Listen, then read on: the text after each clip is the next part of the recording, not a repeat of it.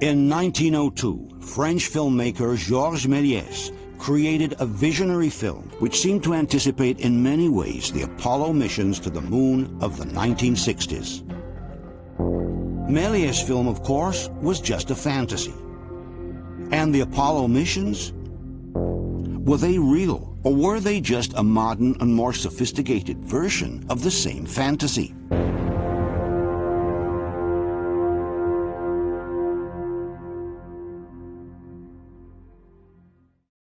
The story of the Apollo missions began in 1961, when President Kennedy announced before the world that the United States intended to land a man on the moon before the end of the decade or before 1970. This caused quite a stir, as up to that point the United States had only been able to launch an astronaut, Alan Shepard, in a short suborbital flight of only 15 minutes. Never having even sent a man in Earth orbit, setting the goal of reaching the moon in less than 9 years sounded like a far-fetched idea, to say the least. But it is at that point, according to the official narrative, that the United States set in motion a powerful technological machine that would actually allow them to reach the goal established by Kennedy a few months before the end of the decade, in July 1969. Those who don't believe that we went to the moon instead maintain that the United States did launch into this titanic enterprise, but they reached a point around 1967 in which they realized they could not overcome all the obstacles posed by such an ambitious project. And at that point, the only option left was to pretend to go to the moon. As they could not admit to the entire world that they were unable to achieve their goal, the United States would have chosen to fake the missions by using all the simulation systems they already had in place, which allowed them to replicate an entire lunar mission from beginning to end. For the people watching at home, it would have made no difference. Let's see now more in detail what happened during the historic decade of the lunar missions.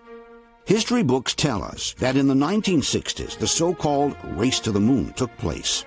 It refers to the competition between the United States and the Soviet Union about who could reach the moon first. If we take a closer look at the events, however, we will realize that it was actually a one-sided race, without a real opponent. It was only the Americans who truly tried to the end, driven not so much by the competition with the Soviets, but rather by the monstrous propaganda machine they themselves had set in motion at the beginning of the decade. Officially, the so-called race to the moon began on April 12, 1961, when the Soviets managed to put into orbit the first human being, Yuri Gagarin. It was then that President Kennedy asked Vice President Johnson to assess what the actual possibilities were for the United States to beat the Russians into space. This is where a very important figure comes into the picture, NASA Administrator James E. Webb. Johnson consulted with Webb and a few days later returned to Kennedy with an answer. Among the contemplated possibilities, one was to send a man to the moon. 2 weeks later, President Kennedy delivered the following speech in front of Congress. Now it is time to take longer strides. Time for a great new American enterprise. Time for this nation to take a clearly leading role in space achievement. I therefore ask the Congress, above and beyond the increases I have earlier requested for space activities, to provide the funds which are needed to meet the following national goals. First, I believe that this nation should commit itself to achieving the goal, before this decade is out, of landing a man on the moon and returning him safely to the Earth. From that moment on, NASA Administrator James Webb threw all his energies behind the Luna project. From NASA's historical archives, we read, Webb, who had endorsed the Apollo program to Kennedy, now had his priorities fixed on the manned lunar landing, and he reorganized the space agency accordingly. An excellent mediator, Webb managed to gather the support from prominent political figures such as Senator Kerr from Oklahoma. From the NASA archives, we read, Kerr told his congressional colleagues that Webb was enthusiastic about the program and that if Jim Webb says we can land a man on the moon and bring him safely home, then it can be done. This endorsement, concludes the document, secured considerable political support for the Luna project. Behind the scenes, however, Kennedy remained skeptical about such a monumental task. On September 18, 1963, Kennedy summoned Webb at the White House to express his doubts about the Luna project. Thanks to a recently released recording, we can listen to the actual conversation between the two men. If I get reelected, we're not going to go to the moon in our period, are we? Earlier we said, no, you're not going. We're not going. You fly by it, probably. You think the man landing on the moon is a good idea? Yes, I think it is. Because when you do the same with instruments much cheaper. No, see, you can't do the same. The lunar landing gave us the impetus to build big boosters and to tailor them specifically for the purpose. Therefore, they're going to succeed. Otherwise, they would not have succeeded or been efficient. But this looks like a hell of a lot of dough to go to the moon when you can learn most of what you want scientifically through instruments. And putting a man on the moon really is a stunt, and it isn't worth that many billions. Only 2 days later, in front of the United Nations, Kennedy made one last attempt to engage the Soviets in going to the moon together. Finally, in a field where the United States and the Soviet Union have a special capacity in the field of space, there is room for new cooperation, for further joint efforts in the regulation and exploration of space. I include among these possibilities a joint expedition to the moon. Khrushchev's response was not long in coming, but it was certainly not encouraging. 1 month later, at a meeting with the foreign press, the chief of the Kremlin stated, "At the present time, we do not plan flights of cosmonauts to the moon. I have read a report that the Americans wish to land on the moon by 1970. Well, let's wish them success, and we will see how they fly there, and how they will land there, or to be more correct, moon there. And most important, how they will get up and come back. We do not wish to compete in sending people to the moon without thorough preparation." They took off their hats. At that point, Kennedy realized that the die was cast, and that the United States would have to go it alone. This nation has tossed its cap over the wall of space, and we have no choice but to follow it. The day after, in Dallas, John Kennedy was killed. But at that point, the Luna program had been launched and passed directly into the hands of the new president, Lyndon Johnson. In the meantime, the Soviets were still trying to develop a Luna program and were secretly training their cosmonauts for it. But their program ended abruptly for a number of different reasons. The first was the unexpected death of Sergei Korolev, the father of the Russian space program. During routine surgery in January 1966, Korolev died. The one figure with the authority and vision to galvanize the system behind the goal of beating the Americans had gone. The man who had launched the first satellite, Sputnik, who had put the first man in orbit, Gagarin, the man who had conceived the entire Soviet space program, was gone without leaving a successor. And there was no one capable of replacing him at that point. This led to a series of internal divisions at the top of the Russian Space Agency, which resulted in a streak of dramatic disasters. 4 heavy rockets of the new N-1 kind, designed to reach the moon, exploded during testing on the ground. It was the end of the Soviet Luna program, as described by Roald Sagdayev, the former director of the Russian Space Agency. Very few people remember that in parallel with American Apollo program, Soviets attempted to have their own program. But this Soviet program on kind of counterpart to American Apollo, it failed. It failed because the large rocket, Russian counterpart to Saturn V, exploded several times, even without getting chance to take off the launching site. In the meantime, the situation in the United States was rapidly changing. This evening, I came here to speak to you about Vietnam. I do not have to tell you that our people are profoundly concerned about that struggle. The Vietnam War now completely occupied the minds of the Americans, while ingurgitating an ever-increasing share of the national budget. At the same time, the cost of the Apollo program was spiraling out of control. As this documentary of the time explains, the cost of the Luna project had soared beyond all expectations even before a single rocket had lifted off the ground. The status of fabrication and testing of Apollo hardware was such that the program had reached and passed its peak costs. Before a single manned Apollo mission was launched, the program itself began to go out of business.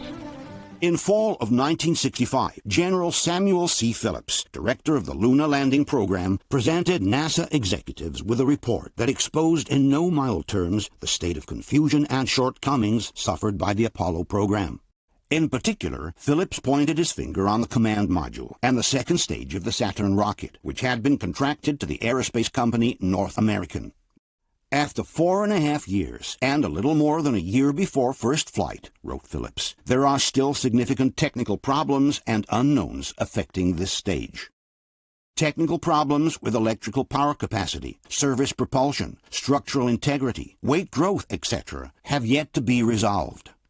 Delayed and compromised ground and qualification test programs give us serious concern that fully qualified flight vehicles will not be available to support the Luna landing program. There is little confidence, concluded Phillips, that North American will meet its schedule and performance commitments within the funds available for this portion of the Apollo program. In this recorded conversation with President Johnson, NASA Administrator Webb can be heard complaining about the lack of funds needed to keep the Apollo program within schedule. Well, I mean, these people have got to fly and put men up there, and it's awfully hard to go to North American and say, we're going to cut you back $130 million under your own estimate of doing the work and demand even more work for $130 million less, and you've got to find a way to do it. Instead of being resolved, the problems denounced by Phillips kept piling up, sending the cost tally into a seemingly endless spiral. A fuel tank from the command module exploded during a test. The environmental control system of the command module didn't work and had to be redesigned from scratch. The second stage of the Saturn rocket had exploded once in 1965, and then again in 1966, considerably delaying the program itself. Cracks had been found in the structure of the rocket and in the fuel tanks.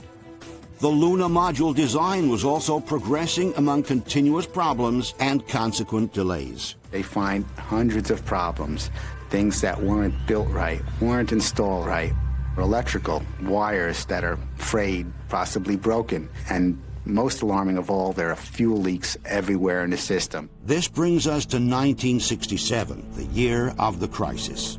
In January of that year, Thomas Barron, a North American inspector in charge of security verifications, presented a 50-page report revealing that the problems denounced by Phillips had been anything but resolved. Among the most prominent issues, Barron listed difficulties with people, parts, equipment, and procedures, not to mention poor safety practices and the accidents they caused. In particular, Barron denounced a lack of coordination between people in responsible positions, a lack of communication between almost everyone, the fact that people in responsible positions did not take many of the problems seriously. Barron then added, "We should not compromise the safety of the astronauts just for the benefit of a schedule." As if to confirm Barron's premonitions, on January 20, the rocket that was supposed to take the first manned flight into orbit exploded during the testing phase. And then, 7 days later, tragedy struck. During a ground simulation of Apollo 1, the first Saturn mission with men on board, the three astronauts, Virgil Grissom, Ed White, and Roger Chaffee, died on the launch pad, burned alive inside the capsule that was supposed to take them into space 3 weeks later. Just moments before his death, Grissom had complained about the malfunctioning of the communications between the capsule and the control tower. Hey, how are we going to get to the moon if we can't talk between three buildings? I can't hear a thing you're saying. Jesus Christ. But how are we going to get to the moon if we can't talk between two or three buildings? They were his last words. A few seconds later, a blaze engulfed the interior of the cabin, which was pressurized with pure oxygen. The first to call out the fire was White. Oh, no, fire in the coal strip. Then came the desperate scream from Chaffee.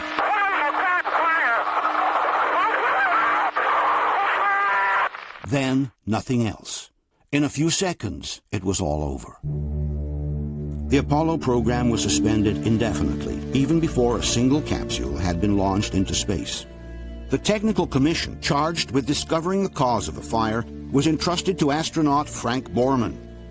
At the end of the investigation, it was concluded that the Apollo capsule needed to be redesigned from top to bottom.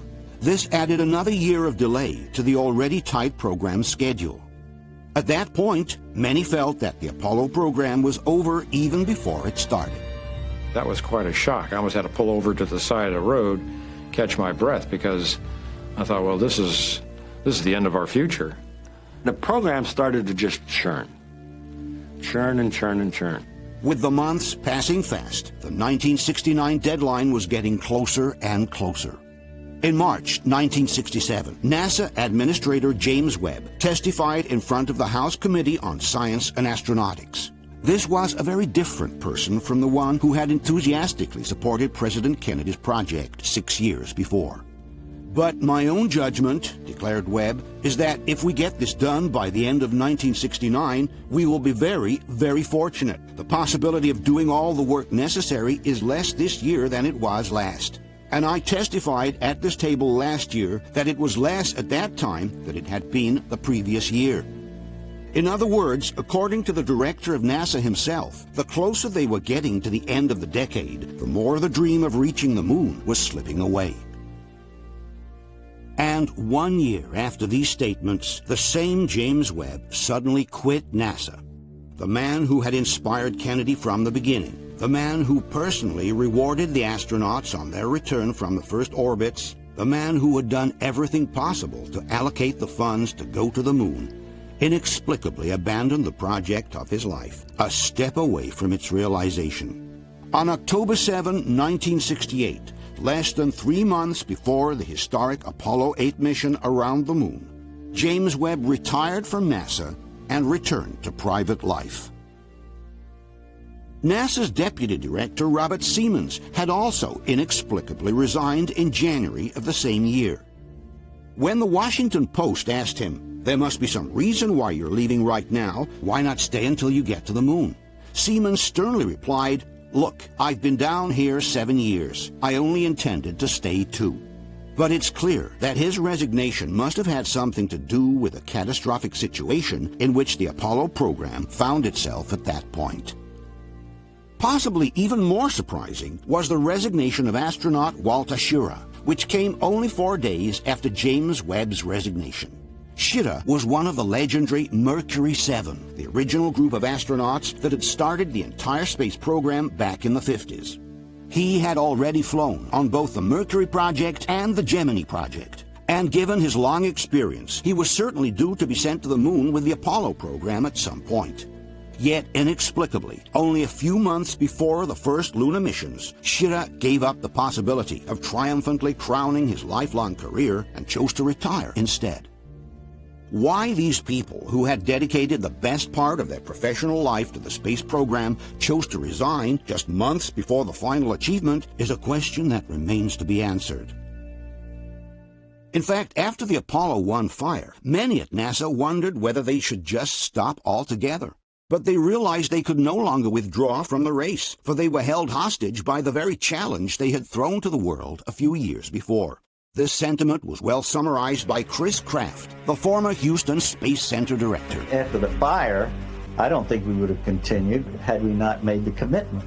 The country made the commitment, and they would have looked like a bunch of gooks if they hadn't continued on in the eyes of the world and in their competitive position in the Cold War. It is at this point, according to the alternative theory, that the heads of NASA decided to stage in a studio what they would have not been able to achieve in reality, the moon landings of the Apollo missions. After all, by that time, NASA had developed all the technology needed to simulate a complete mission to the moon and back without ever having to leave the Earth. As we will later see, all they would have needed to do was to use the images produced by the simulators to pretend that they had really landed on the moon. There was another reason why the United States could no longer withdraw from their commitment to go to the moon. It was the domestic public opinion, which had been galvanized by a decade of relentless propaganda, in which the conquest of the moon had been sold to the public like something imminent and certain. These clips from the propaganda films of the time help us to understand the spirit of the era. Sometime in the future, American astronauts will explore the moon. This is the first of the big Saturn V. Someday it will carry 3 men and equipment to the moon and back. In a few short years, this scene of man on the moon will be a reality. This is the Apollo Command Module. The spacecraft like this will one day carry astronauts to the moon and back. This is the lunar module. A similar craft will one day allow 2 astronauts to set gently down on the surface of the moon. Kennedy Space Center, a reality in the preparation for manned lunar landings. The press had done its part as well. More and more often, magazines were publishing articles showing modern man projected to the conquest of space. Adventure books set in space multiplied, making the public ever more familiar with the idea of colonizing other planets. For a nation raised in the myth of the Far West, the new space frontier was only the natural extension for their spirit of conquest. Thus, interplanetary rockets, new satellites, and spaceships of all kinds became every day more familiar for the American public. New guides to space were born every day, such as those published by Hammond or by Doubleday, which illustrated the upcoming Apollo missions in utmost detail. There was even a guide to space for elementary teachers. Kids in schools spent their time building their rockets, dreaming of going to the moon one day. If I ever go to the moon, I think it will be very fun. I just hope to go very, very soon, and I hope I'm not really that old. Walt Disney had created an entire section of Disneyland dedicated to space travel called Tomorrowland. Meanwhile, Disney regularly published books and comics in which his most famous characters went into space. Then you had children's coloring books, with Daddy taking his kids to visit the moon. You had model books with cardboard rockets and astronauts' figurines to cut out. You had 3-dimensional books describing in detail every aspect of life in a space station. And at the center of everything, there was always the astronaut, the new mythological figure that had replaced the old hero of the West in the popular lore. After 10 years of such relentless propaganda, one thing can be affirmed with certainty. Had NASA not been technically able to send men to the moon, or had it been too risky to do so, they would have had to fake it. They had no alternative at that point. With the entire nation already focused on the new frontier, it would not have been possible to admit the failure of the space project without the U.S. government losing its total credibility in front of its population.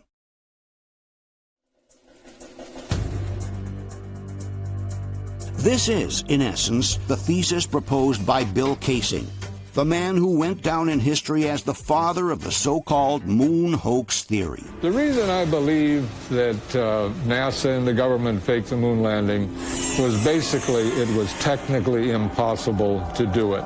And they simply had to come up with some sort of alternative that they felt the public would believe. Casing was a former employee at Rocketdyne, the company that built the engines for the rockets used in the Apollo program. Only 4 years after the end of the Apollo missions in 1976, Casing published a book called We Never Went to the Moon, in which he listed the various reasons why he believed it was not possible for man to have gone to the moon. Casing maintained that the entire series of the moonwalks had been filmed in a secret NASA facility instead. Casing's book caused quite a stir and was followed a few years later by a similar book written by independent researcher Ralph Renee. His book was called NASA Mooned America. In particular, Renee claimed that it would have been impossible for the astronauts to safely get across the Van Allen belts, the two radioactive belts located around the Earth that one needs to traverse in order to reach the moon. There is absolutely no way they went to the moon with what they had. In fact, there's no way they can go today. There's no way they can go tomorrow. You don't send man where you haven't sent the monkey. As time went by, the theories proposed by Casing and Renee began to gain traction. But it was only with the advent of the Internet that the so-called moon hoax theory began to spread at a worldwide level. Since the Internet, NASA has placed all the pictures taken by the astronauts online in high definition. All the films and TV recordings from the same missions have also been published through their official distributor, a company called Spacecraft Films. Thanks to all this material, any independent researcher can now personally examine all the original footage and pictures from the Luna missions. This has generated a flurry of highly researched books and documentaries that seriously question the fact that man has gone to the moon. Hollywood has also played its part in reinforcing the idea that men never went to the moon. In 1979, only 10 years after the first Luna mission, the film Capricorn 1 was released. Officially, the film told the story of a fake mission to Mars, which NASA staged in a TV studio in order to avoid the real dangers of a mission in space. You don't really think you're going to get away with this? Well, I don't know. It's a chance. Maybe it's not a very good one, but it's a chance. But Capricorn 1 was clearly referring to the recent Luna missions, as in fact the film's slogan read, "Would you be shocked to find out that the greatest moment in our recent history may not have happened at all?"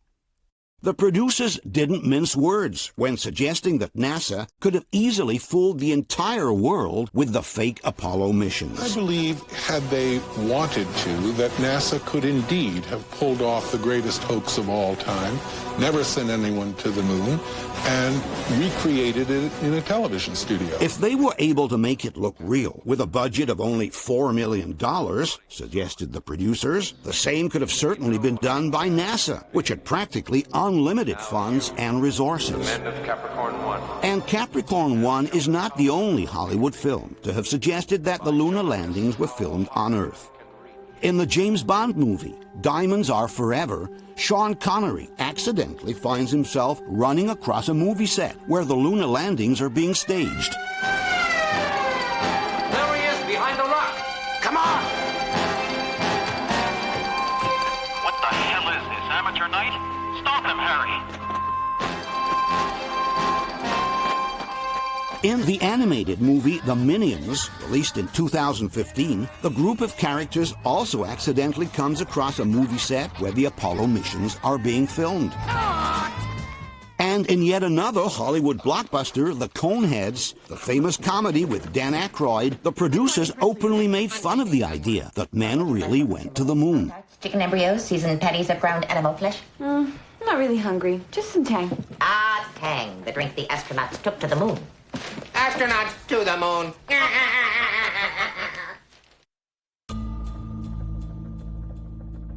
Obviously, there are also those who are absolutely convinced that we went to the moon and openly defend the official narrative by NASA.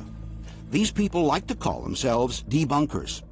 Among the best known and most active, we should mention Phil Plait, editor of the website Bad Astronomy, Jim Oberg, journalist and expert in space issues, The Italian Paolo Attivissimo, editor of the website on the moon hoax and collaborator of the Apollo Lunar Journal, NASA's official website on the Apollo missions. As an official NASA collaborator, Attivissimo represents a particularly authoritative voice in the field of the lunar debate. Among the debunkers, we should also mention Jay Windley, editor of the website Clavius, and the world-famous Mythbusters, who have devoted an entire episode from their show to debunking the so-called moon hoax theory. Not only do these people believe that we went to the moon, but they claim that there is irrefutable evidence to prove it.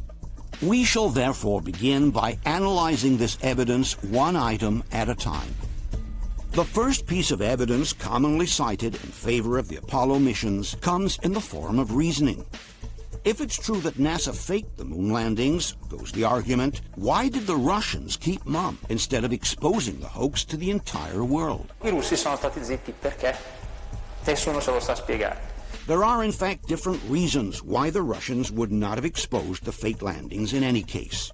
The first one is that, given their position, no one in the world would have believed them.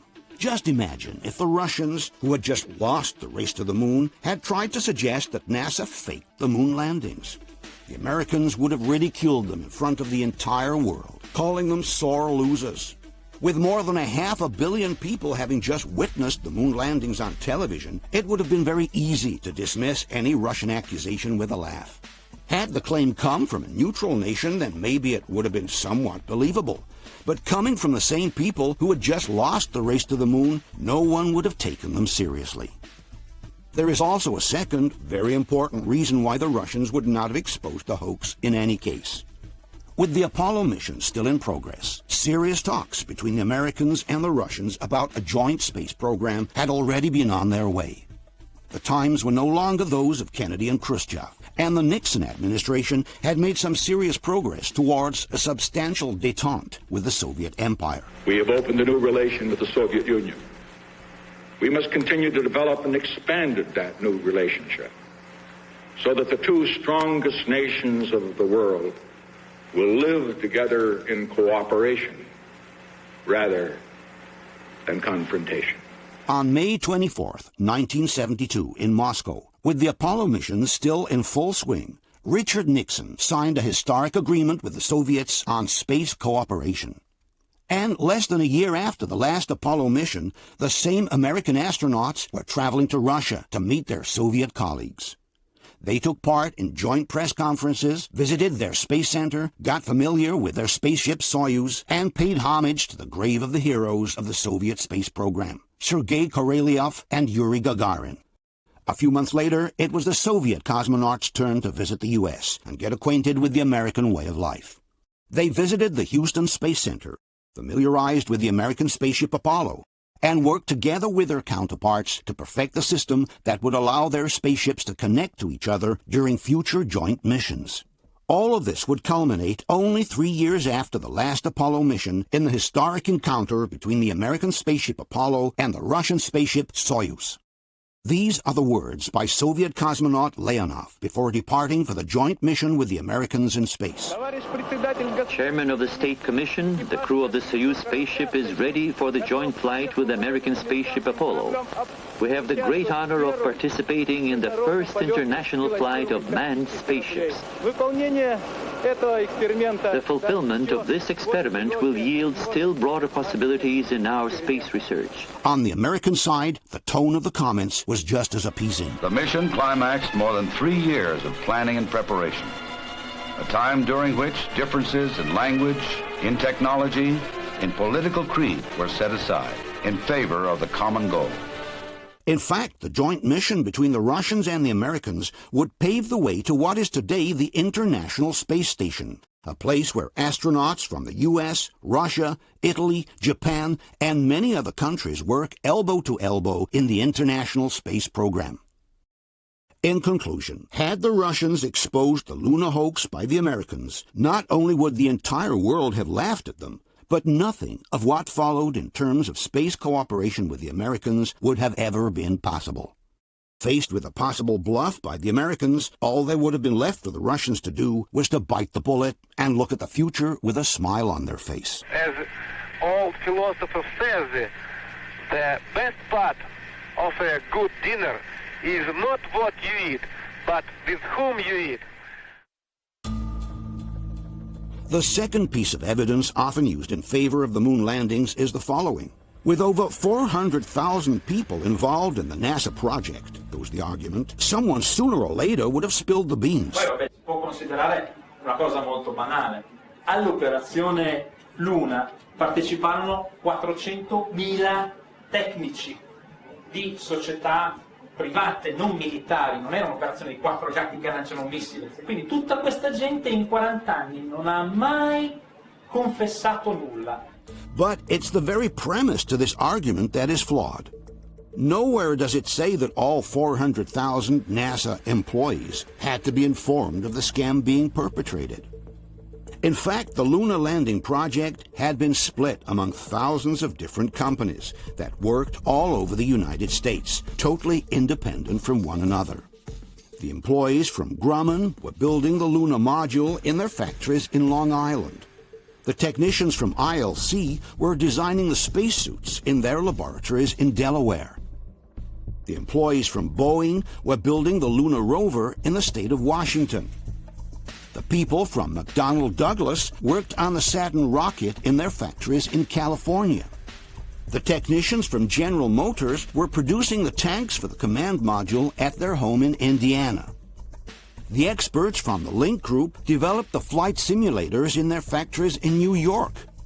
As told in this documentary from that era, there were about 20,000 different companies working at the same time on the Apollo project from all over the United States. More than 90% of the work is conducted by contractors spread across the nation.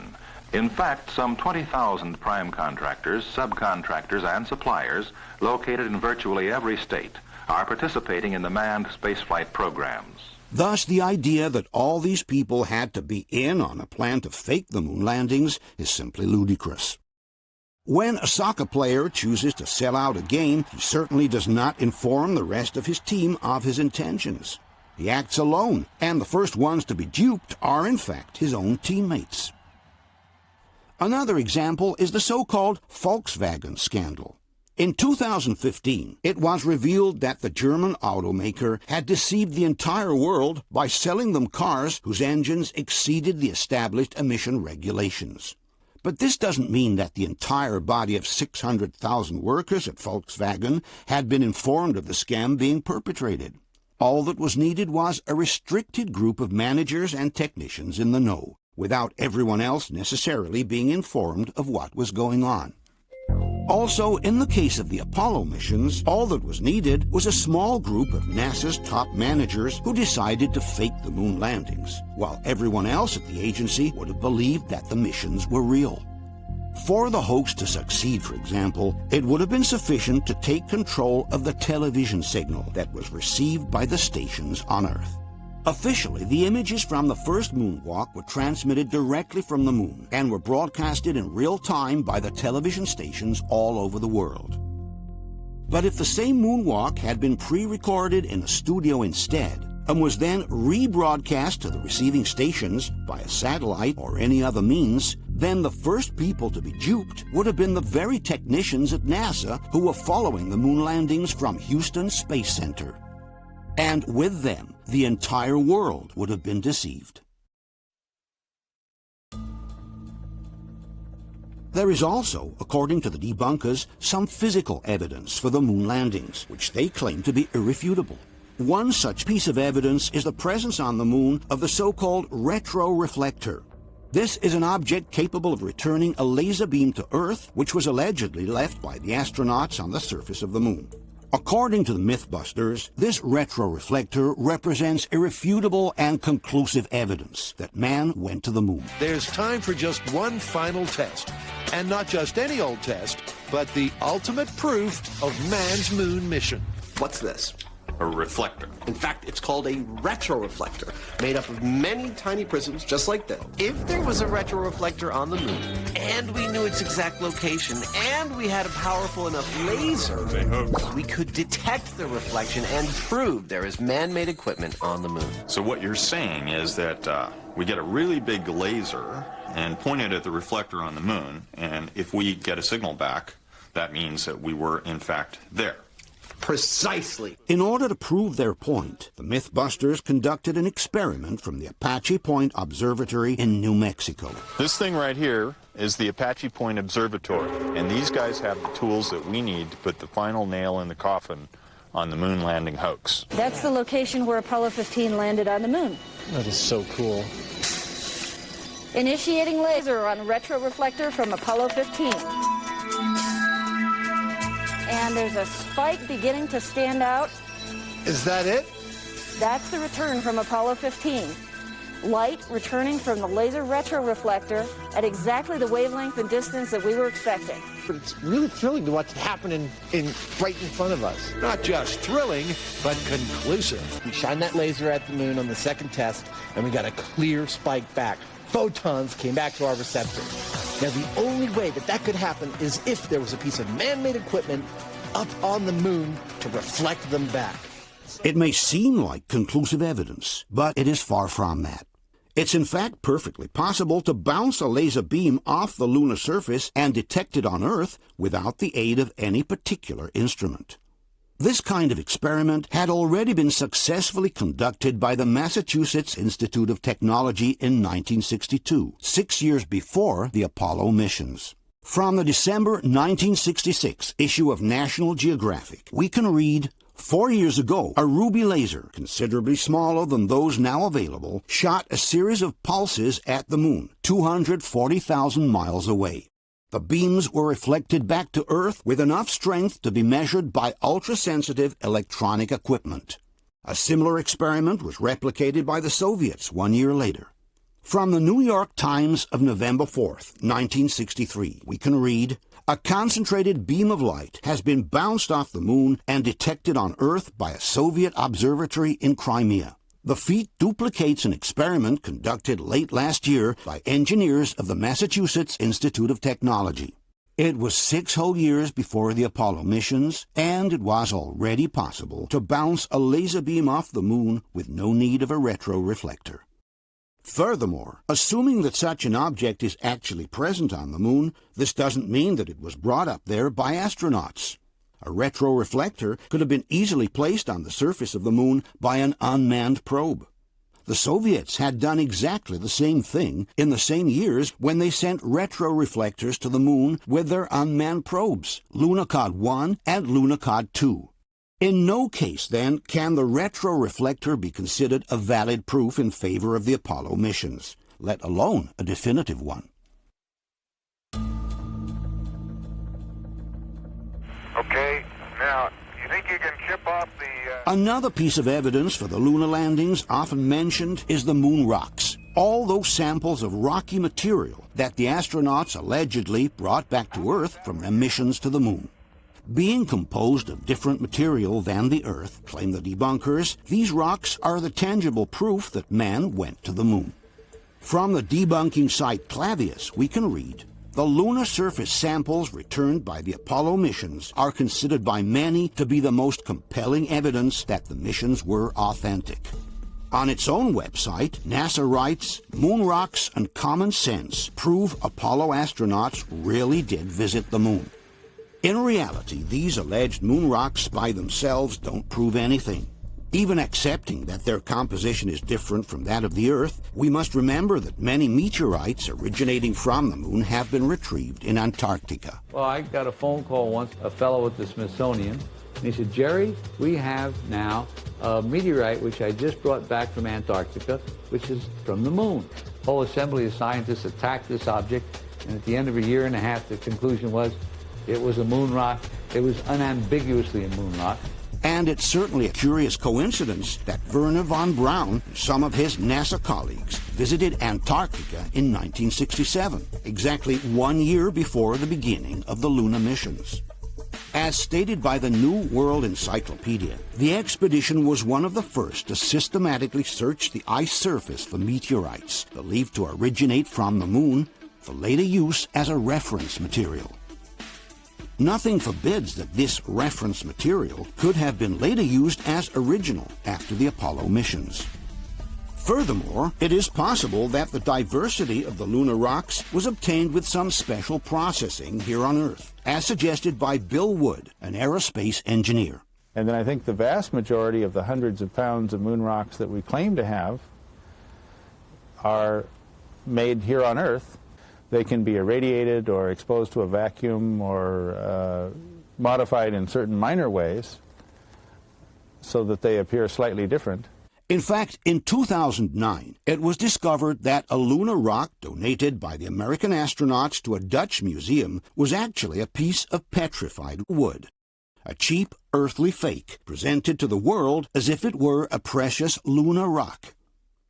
But even if these rocks really came from the moon, they could have been retrieved by an unmanned probe, and not necessarily by humans. Again, the same thing was done by the Soviets with their unmanned probes Luna 16, 20, and 24. Thus, in no case, regardless of their origin and composition, can the so-called lunar rocks be considered proof that man went to the moon. And one is left to wonder, why would NASA feel the need to state that the lunar rocks prove that we went to the moon, when they are the first ones to know that this is definitely not the case? According to the debunkers, the landscapes seen in the Apollo pictures are too large to have been recreated in a studio. Se noi prendiamo le fotografie, questa è la missione Apollo 11, si possono mettere insieme per comporre delle panoramiche. Allora, quanto sarebbe stato grande il set per ottenere una panoramica di questo genere? Giusto per vederla in qualità migliore. Questo è Neil Armstrong che fotografa Buzz Aldrin, clic, clic, clic, clic, in questo modo. Quindi il set ipotetico avrebbe dovuto essere parecchio grande. In reality, those who support this idea are not familiar with the great illusory capacities of cinematography. This, for example, is a scene from the film Magnificent Desolation, produced by IMAX in 2005. As one can see, the depth of the terrain in the background is quite similar to that of the Apollo missions. And yet, this is the actual set where the scene was filmed. Only the terrain in the foreground is real. The rest of the landscape is projected as a backdrop with the use of special effects.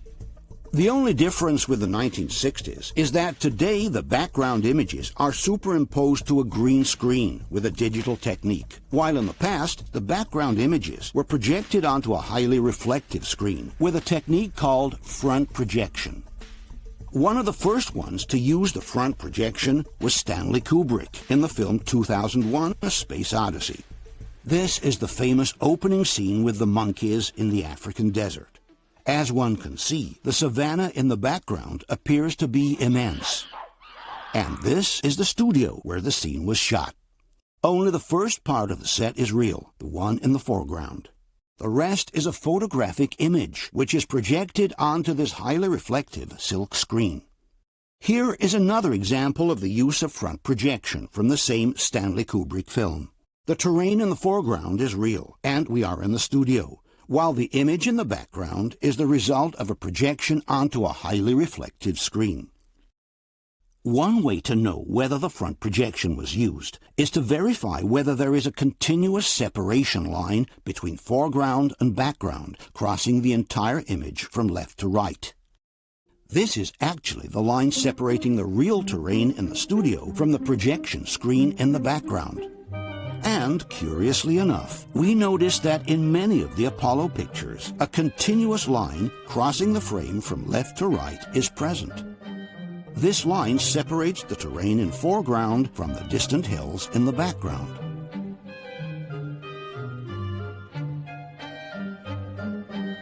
In fact, if we take a closer look at some 360 degrees panoramas from the landing sites, we realize that the continuous line separating the foreground from the background is uninterrupted for the entire 360 degrees, in whatever direction you look.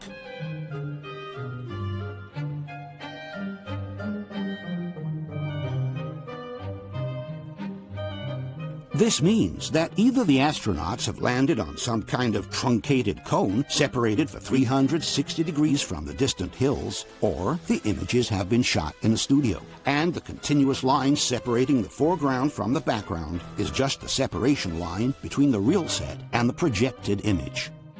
Furthermore, at the time of the Apollo missions, Hollywood had already developed a mobile front projection system, which could have also allowed to film moving scenes with the distant background projected on a screen.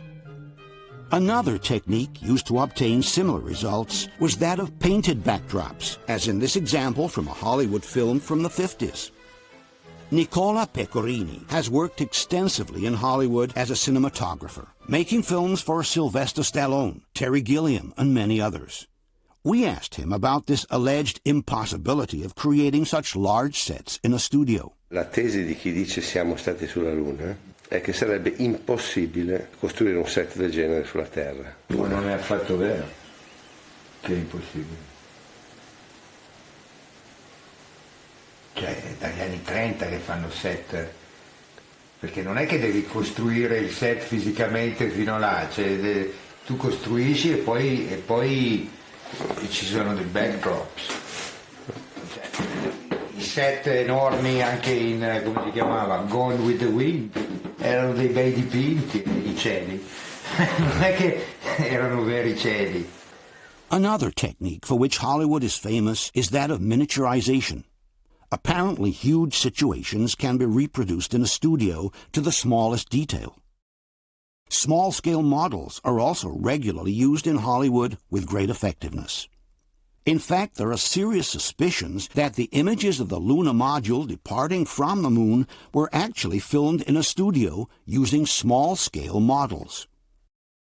In conclusion, if we were to believe that everything we see on a screen is real, we would also have to believe that New York was submerged by a devastating tsunami, that gigantic gorillas can climb the Empire State Building, and that the magical Kingdom of Oz actually exists.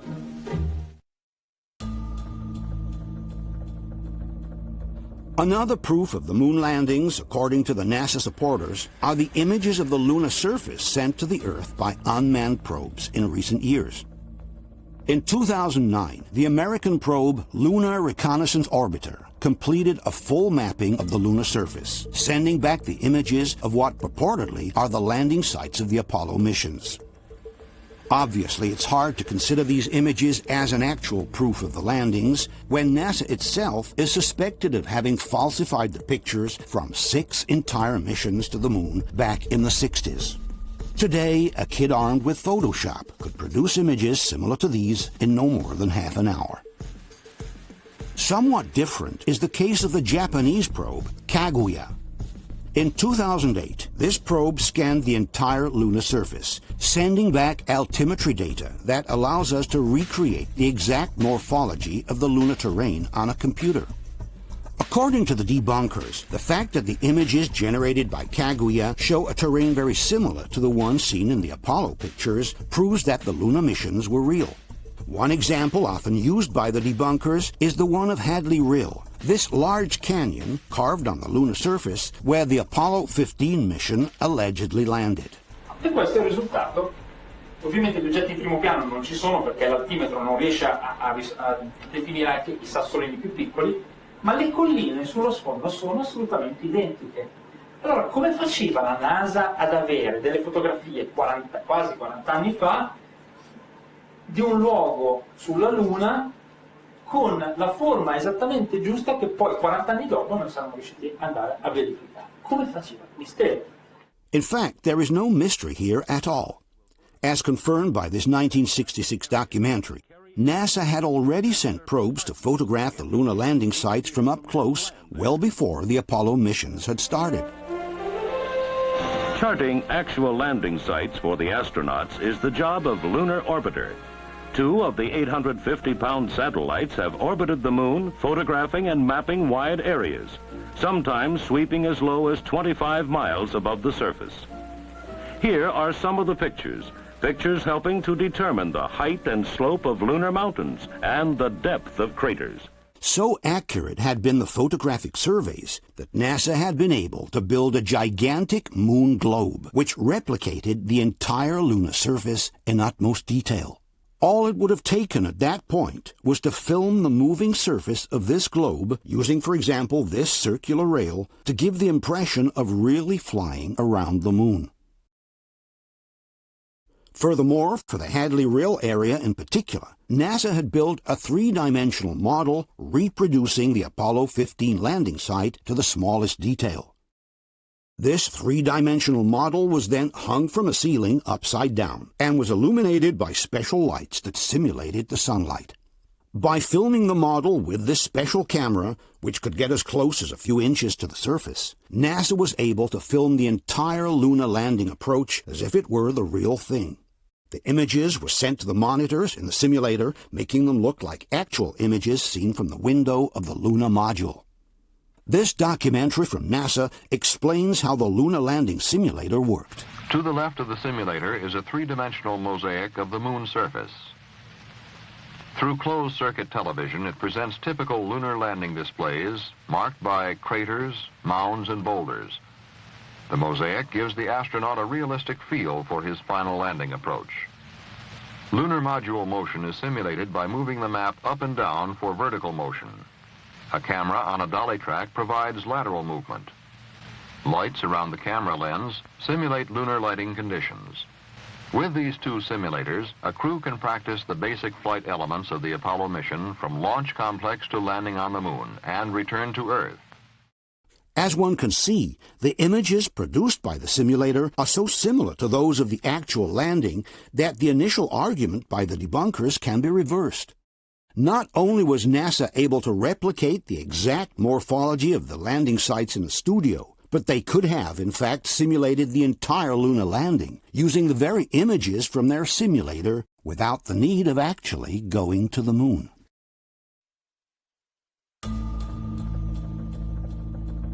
The possibility of verifying the lunar landing sites from up close presented itself in 2007, when Google launched the international competition Lunar X Prize.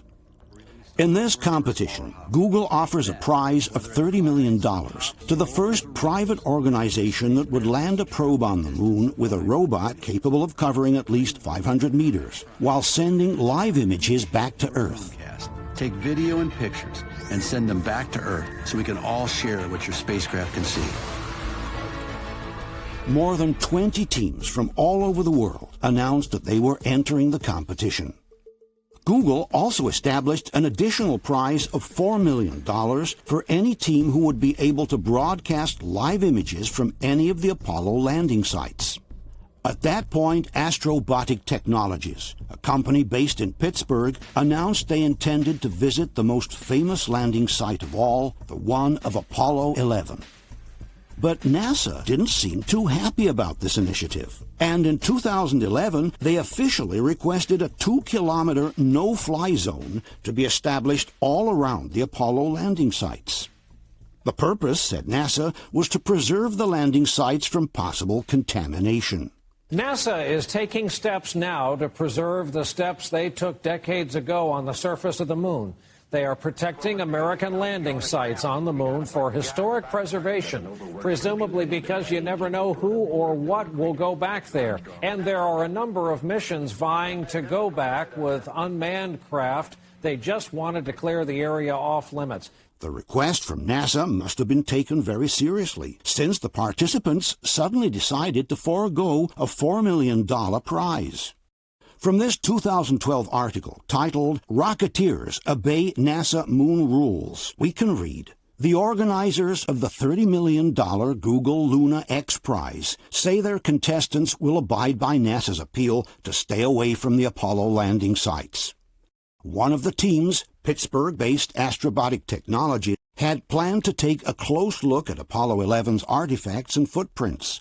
But President John Thornton said the venture has shifted its primary target to the lunar North Pole. In conclusion, not only is there no actual proof that man went to the moon, but now that we had the possibility of at least checking out the landing sites from up close, NASA has chosen to impose a no-fly zone all over these areas. And all of this just to preserve some footprints that apparently no one will ever be able to see anyway. Let's now examine the most important evidence against the lunar landings, or the reasons why many people don't believe that we went to the moon. The first issue, and definitely one of the most important, is the problem of radiation, represented by the Van Allen belts. Earth is surrounded by two highly radioactive areas called the Van Allen belts. They were named after their discoverer, astrophysicist James Van Allen. These belts are located between a minimum of 1,000 miles and a maximum of 25,000 miles from the surface of the Earth. Up to this day, every single mission with men on board, from the American Gemini to the Russian Soyuz, from the Space Shuttle to the International Space Station, has kept well below this dangerous area of radiation, rotating in what is called low Earth orbit. The only men in history to have allegedly ever crossed the Van Allen belts are the astronauts from the Apollo missions. This crossing, however, poses some problems that apparently have not been resolved to this day. Let's take a closer look at the history of the Van Allen belts. In January 1958, the United States launched their first satellite, Explorer 1. This satellite carried some special instruments designed by scientist James Van Allen, whose purpose was to measure radioactivity in space. The satellite had been launched along an eccentric orbit, ranging from a minimum height of 200 miles to a maximum of 1,600 miles. Thanks to this eccentricity, Van Allen made a double surprising discovery. Not only did radioactivity increase as we moved away from Earth, but beyond a certain point, the Geiger counter suddenly dropped to zero before resuming normal operation. This is how James Van Allen describes that experience. And I began to understand that what was going on here, because we had segments of this orbit when it came down to low altitude, which looked quite normal. Then we had a very rapid change, very rapid increase in cutting rate, and then it dropped back to nothing. And then a few minutes later, it came up from nothing to a very high rate and then dropped back to a normal value. And this pattern was repetitive. It seemed to be a systematic pattern. The reason for the sudden drop to zero was due to the fact that the radiation became so intense beyond a certain altitude that the Geiger counter simply went off scale. And now we'll jump above 600 miles, and we'll see what happens when we get closer to the source of radiation. Uh-oh, there it goes back down to zero again. Yes? The transition said yes. It went into something that was strong and then went to zero. Therefore, obviously, had encountered intense radiation. It was the discovery of the so-called Van Allen radiation belts, two donut-shaped belts located in the magnetosphere, which protect life on our planet by trapping the most dangerous radiation coming from outer space. In 1959, Van Allen wrote, "Our planet is ringed by a region, to be exact, two regions, of high-energy radiation extending many thousands of miles into space. The discovery is, of course, troubling to astronauts. Somehow, the human body will have to be shielded from this radiation, even on a rapid transit through the region." Later on, Van Allen published another article called "The Danger Zone. Earth is wrapped in deadly belts of radiation." Speaking of the inner belt, Van Allen wrote, "Owing to the great penetrability of the high-energy protons therein, effective shielding is quite beyond engineering feasibility in the near future." The article concluded by saying, "All manned spaceflight attempts must steer clear of these two belts of radiation until adequate means of safeguarding the astronauts have been developed." This film from the California Academy of Sciences also underlines the need to protect astronauts through the radiation belts, which are openly termed as deadly. The existence of the Earth's radiation belts presents a very serious hazard to future space travel. What is the intensity of this radiation? What does it consist of? How much shielding will the first space travelers need in order to penetrate these deadly areas of radiation safely? The need to develop new technologies to protect men from radiation had been clearly recognized by President Kennedy himself. Third, medical space research may lead to new safeguards against hazards common to many environments. Specifically, our astronauts will need fundamentally new devices to protect them from the ill effects of radiation. The Soviets also feared the effects of radiation in open space. Of course, we were worried to go out into the unknown of space. Of course, we were fearful. We had no idea how a human would be affected by the radiation. We suspected that possibly the radiation could even penetrate through the craft itself. In fact, NASA had taken the problem quite seriously, developing a system to study human tolerance to the effects of radiation. At Kirtland Air Force Base, New Mexico, development of a plastic man with the same atomic composition as human tissue enabled scientists to accurately determine the depths of radiation penetration as well as doses without actual human exposure. But then something curious happened. When the time to launch the first astronauts towards the moon came, the problem of radiation magically seemed to disappear. Without developing any particular method of protection, and without even having sent a monkey through the radioactive belts, in 1968, the Apollo 8 mission was launched towards the moon. It would have been the first human mission to cross the Van Allen belts. The ship carrying the 3 astronauts had only a very thin aluminum covering and no specific protection against radiation whatsoever. No, the walls of the craft were made as thin and light as possible. The Apollo capsule itself was made unusually thin. In fact, they couldn't even initially carry enough air inside to be the equivalent to sea level air pressure. They ran it at reduced pressure in order to be able to make the walls thinner. Frank Borman, Jim Lovell, and Bill Anders were the first 3 humans to ever venture across the radiation belts. And yet, during their trip to the moon, that crossing seemed to be the least of their worries. These are the 3 astronauts broadcasting from somewhere halfway between the Earth and the moon.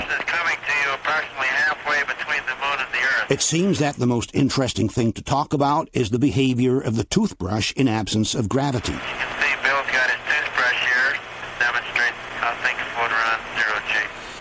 In the Apollo 8 mission report, a 250-page document filled with technical information of all kinds about the mission just completed, the crossing of the Van Allen belts is not mentioned once, not even in passing. It was as if the problem of radiation, with all the dangers described by Van Allen, suddenly had never existed. After Apollo 8, another 8 missions followed the same route, each crossing twice, one on the way out and one on the way back, the Van Allen radiation belts. Some debunkers maintain that the problem with the Van Allen belts was solved by plotting an exit and re-entry course that would avoid the thickest area of radiation. In this regard, the debunking website Clavius writes, the Apollo navigators plotted a course through the thinnest parts of the belts. Each mission flew a slightly different trajectory, but the orbital inclination of the translunar coast trajectory was always in the neighborhood of 30 degrees. A spacecraft following that trajectory would bypass all but the edges of the Van Allen belts. In his book, Activissimo also wrote, to get around them or to cross the less intense zone, you just need to follow an inclined path, which was done by all the Apollo vehicles, both on the way out and on the way back. But this statement is contradicted by NASA itself. For example, in regards to the Apollo 14 mission, NASA writes, the translunar injection trajectory lay closer to the plane of the geomagnetic equator than that of previous flights, and therefore the spacecraft traveled through the heart of the trapped radiation belts. Despite this, NASA has always dismissed the radiation problem, publishing data on the doses allegedly received by the astronauts well below the danger levels. In this regard, NASA wrote, Apollo astronaut doses were negligible in terms of any medical or biological effects that could have impaired the function of man in the space environment. In fact, according to the debunkers, a lunar mission of a few days like the Apollo missions entails a total of radiation equivalent to 1 X-ray scan, or 3 years of life on Earth. Problem solved then. Obviously, Van Allen must have been mistaken when he said that it would have been necessary to protect the astronauts through the radiation belts, even on a rapid transit through the region. At this point, though, we are left in a conundrum. If it's true that the problem was so brilliantly solved in the 60s, why are the Van Allen belts being called dangerous again, now that NASA wants to travel to the moon with the Orion project? My name is Kelly Smith, and I work on navigation and guidance for Orion. We are headed 3,600 miles above Earth, 15 times higher from the planet than the International Space Station. As we get further away from Earth, we'll pass through the Van Allen belts, an area of dangerous radiation. Radiation like this could harm the guidance systems, onboard computers, or other electronics on Orion. Naturally, we have to pass through this danger zone twice, once up and once back. But Orion has protection. Shielding will be put to the test as the vehicle cuts through the waves of radiation. Sensors aboard will record radiation levels for scientists to study. We must solve these challenges before we send people through this region of space. What does it mean, we must solve these challenges before we send people through this region of space? In the 1960s, the radiation received by the astronauts was the equivalent of a simple X-ray. And today, we must solve these challenges before we send people through this region of space? We are thus faced with a puzzling situation. Up until 1968, the Van Allen belts were considered very dangerous by the scientific community at large. Then, during the Apollo missions, they were suddenly no longer dangerous and could be safely crossed. While in recent times, they have gone back to be considered very dangerous. Even modern astronauts, curiously, admit that we are currently unable to go beyond the low Earth orbit, and that perhaps one day we may be able to reach the moon and other planets. The plan that NASA has is to build a rocket called SLS, which is a heavy lift rocket. It's something that is much bigger than what we have today, and it will be able to launch the Orion capsule with humans on board, as well as landers or other components to destinations beyond Earth orbit. Right now, we only can fly in Earth orbit. That's the farthest that we can go. And this new system that we're building is going to allow us to go beyond and hopefully take humans into the solar system to explore. So the moon, Mars, asteroids, there's a lot of destinations that we could go to, and we're building these building block components in order to allow us to do that eventually. And certainly this interview with astronaut Alan Bean doesn't help us clarify the situation. As a crew member of the Apollo 12 mission, Bean is theoretically one of the very few human beings to have ever crossed the Van Allen belts. And yet, not only isn't he sure of having ever reached them, but in fact he doesn't even know where the belts are located. Any ill effects from the Van Allen radiation belts? No. Now, I'm not sure we went far enough out to encounter the Van Allen radiation belt. Maybe we did. And listen to Bean's reply when he is told that the Van Allen belts are located between the Earth and the Moon. The belts are 1,000 miles to 25,000 miles above the Earth. Then we went right out through them. It's a curious response indeed. After all, Activisimo himself wrote in his book, all astronauts are trained in plotting trajectories, rendezvous, and orbits by using a ruler, and in orientation by using the stars. Are we truly to believe that one of the few astronauts who ever crossed the Van Allen belts doesn't even know where they are? Or maybe Alan Bean, in a moment of distraction, has let an uncomfortable truth slip out by mistake. I'm not sure we went far enough out to encounter the Van Allen radiation belt. Question. Can you explain why NASA, despite everything Van Allen had written on the dangers of radiation, has sent the first astronauts through the radioactive belts without any specific protection and without even sending a monkey first in order to evaluate the effects of radiation on a biological organism as complex as the human being? If it were true, like the debunkers maintain, that a Luna mission entails a total of radiation equivalent to an X-ray, why does NASA describe today the Van Allen belts as an area of dangerous radiation? If it's true, like NASA maintains, that during the trip to the moon 50 years ago, the astronaut doses were negligible, why does NASA state today, in regards to the Van Allen belts, that we must solve these challenges before we send people through this region of space? How is it possible that one of the very few astronauts to have ever crossed the Van Allen belts doesn't even know where they are, and even doubts having gone far enough out to encounter the Van Allen belts? Let's now discuss the actual lunar landings. We will start by examining the Lunar Spaceship, or LEM, which has allegedly brought 12 astronauts to walk on the surface of the moon in the course of 6 different missions.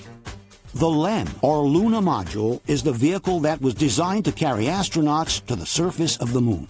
But this very LEM raises so many questions that many doubt this vehicle has actually ever reached the moon. They suspect this is only a mock-up model sitting on a movie set instead. Seen from a distance, the LEM appears like a technological wonder. But once we get up close, we realize that it looks more like a mock-up model, somehow put together with steel tubes and papier-mâché, held together with simple Scotch tape.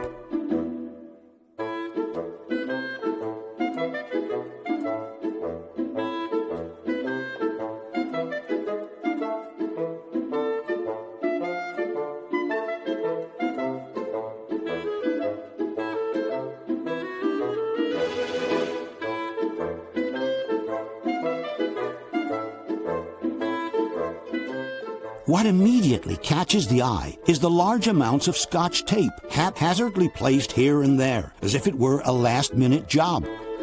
With temperatures that can reach over 200 degrees in the sun, doesn't seem like a smart idea to use Scotch tape everywhere. The debunkers, however, claim that there is a specific reason for the use of Scotch tape.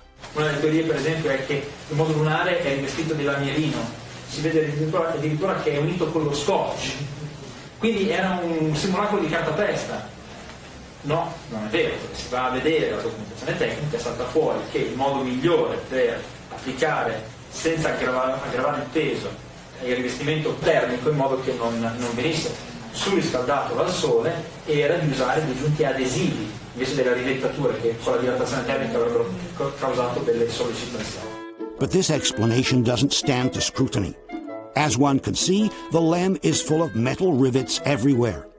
There is therefore no explanation for the sloppiness in the construction of the lunar module, with the engines covered with aluminum foil, the external panels not even lining up with each other, and the Scotch tape that seems added at the last moment, just to keep together pieces that would otherwise fall apart.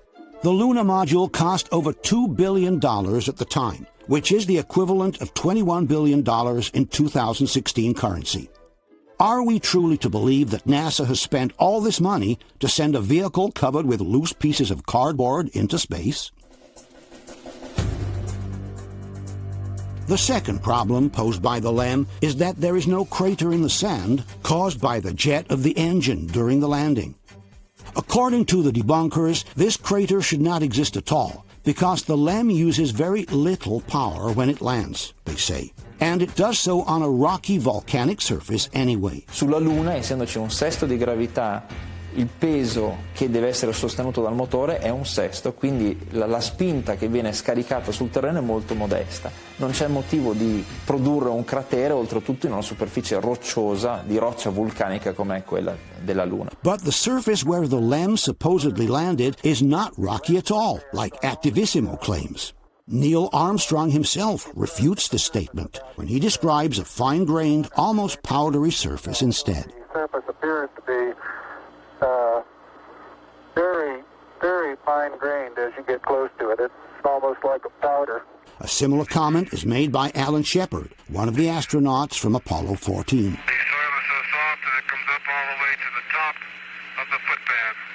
James Irwin from Apollo 15 even describes a layer of soft soil about 6 inches deep around the LEM's footpads. No wonder we slipped, eh? Boy, that's really soft dirt there around the front footpads. Sure is. Like about 6 inches deep of soft material. In fact, during the landing approach, we can clearly see large amounts of dust being blown away by the LEM's engine. But then, why is there no hollow underneath? This animation helps us better understand what should have happened during the landing on the moon.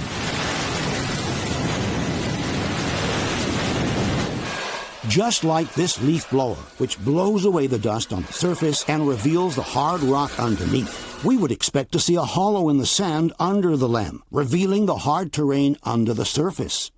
But the hollow is not there.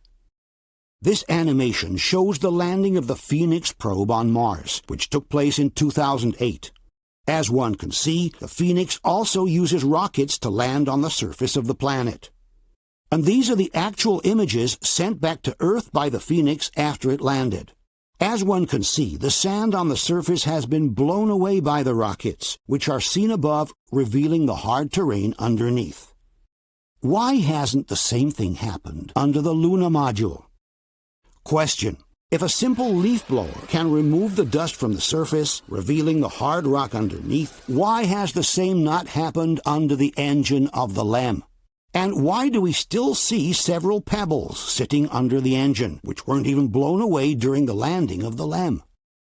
Given that James Irwin described about 6 inches deep of soft material around the footpads, why is there no hole in the sand under his LEM's engine cone? A problem connected to the missing crater under the rocket is the total absence of dust in the landing footpads. If this is the dust being blown in all directions during the landing, why is there no trace of the dust in the footpads whatsoever? In this case, Activissimo seems to have a very particular explanation as well. La prima missione era molto sperimentale e gli ordini erano: appena tocchi il suolo devi spegnere il motore. Invece era tanta l'emozione e la tensione di quel primo allunaggio che non si sono ricordati di spegnere il motore. Lasciando il motore acceso, spazzano via tutta la polvere che c'è intorno al modulo lunare ed è per questo che le zampe sono pulite. But the statement by Activissimo is demonstrably false. All one has to do is check the original video from the landing of Apollo 11 to realize that Armstrong orders the engine shut off right after the contact lights have come on, which is before the LEM actually touches the ground. Contact light. Okay, engine stop. APA at a descent. Also, in the statement released after the mission, Armstrong confirms that the engine shutoff took place just before the LEM touched the ground. In any case, the engine shutdown was not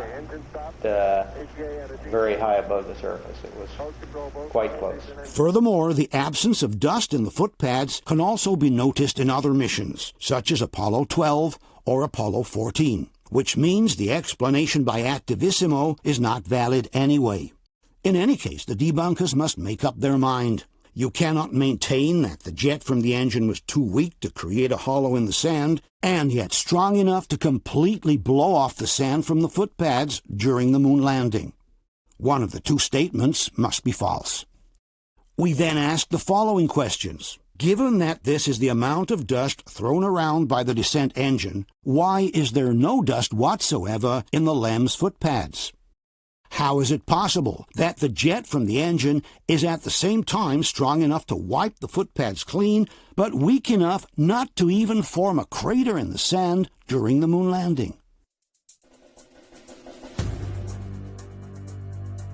Let's now examine one of the most important problems regarding the LEM: the absence of a visible flame under the engine during the departure from the moon.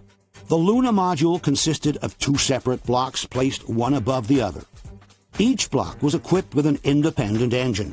The first one was used to land the entire spaceship on the lunar surface. The second was used for the liftoff of the upper part of the spaceship, the one carrying the astronauts. Both engines used a special kind of fuel called hypergolic. This is a fuel that burns on simple contact between 2 chemical components, with no need for an actual ignition system. The debunkers claim that the reason for the missing flame is due precisely to the use of hypergolic fuel. On his website, Bad Astronomy, debunker Phil Plait writes, "There is actually a simple reason why you cannot see the flame from the lander when it took off. the fuels they used produced no visible flame. In his book, Attivissimo also writes, the product of combustion from these fuels is colorless and transparent. This is why there is no flame under the LEM when it takes off. But these statements are false. Hypergolic fuels produce a clearly visible flame, both on Earth and in the vacuum of space. This is a test from the engine of the rocket SpaceX, which uses hypergolic fuel. As one can see, the flame is clearly visible during the combustion. And this is a test of the LEM's ascent engine, exactly the one we are discussing now. To keep it simple, it used so-called hypergolic propellants, a rocket fuel and an oxidizer that explode on contact. The long flame from the hypergolic fuel is clearly visible under the LEM's engine during combustion.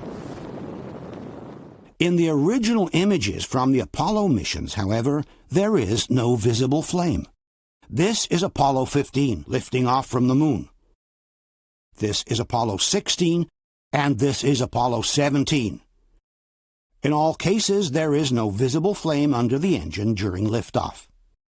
Some might think that hypergolic fuel, which is clearly visible on Earth, for some reason may become invisible in the vacuum of space. But it is not so, and there are several examples to prove it.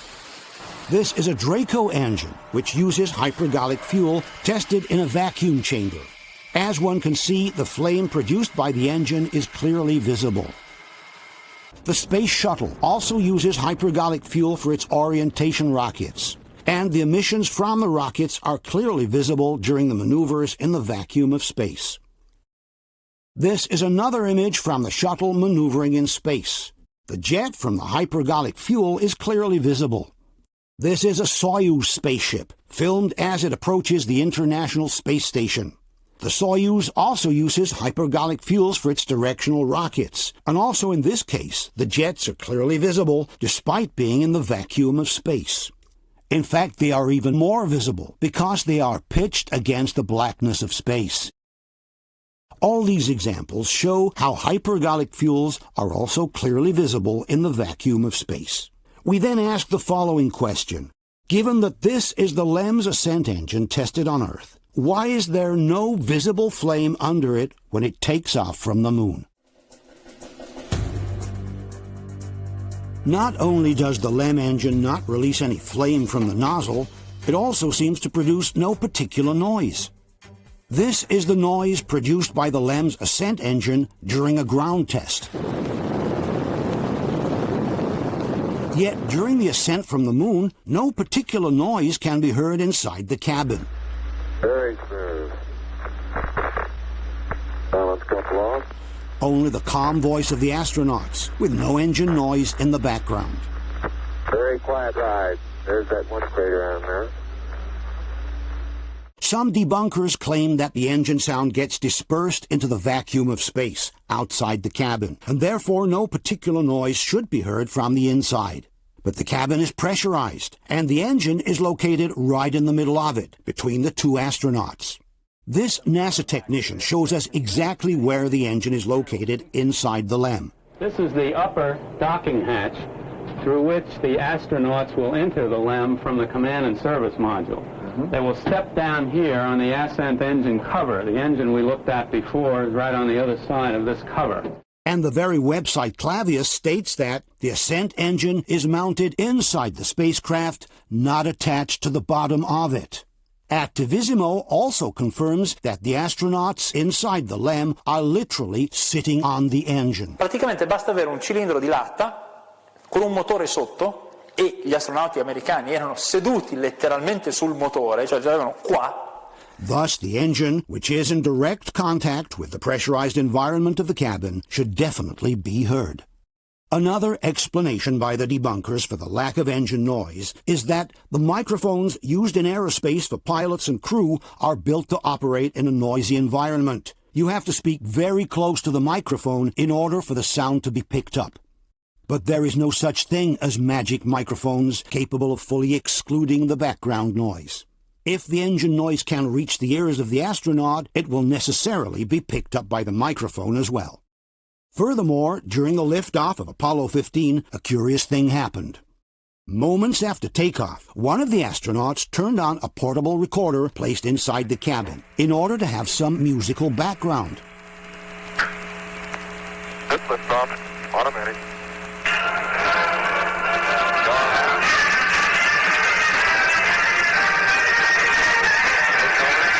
As one can hear, the music coming from the recorder is clearly picked up by the microphone, while the noise from the engine, which is pushing at full throttle at this time, cannot be heard at all.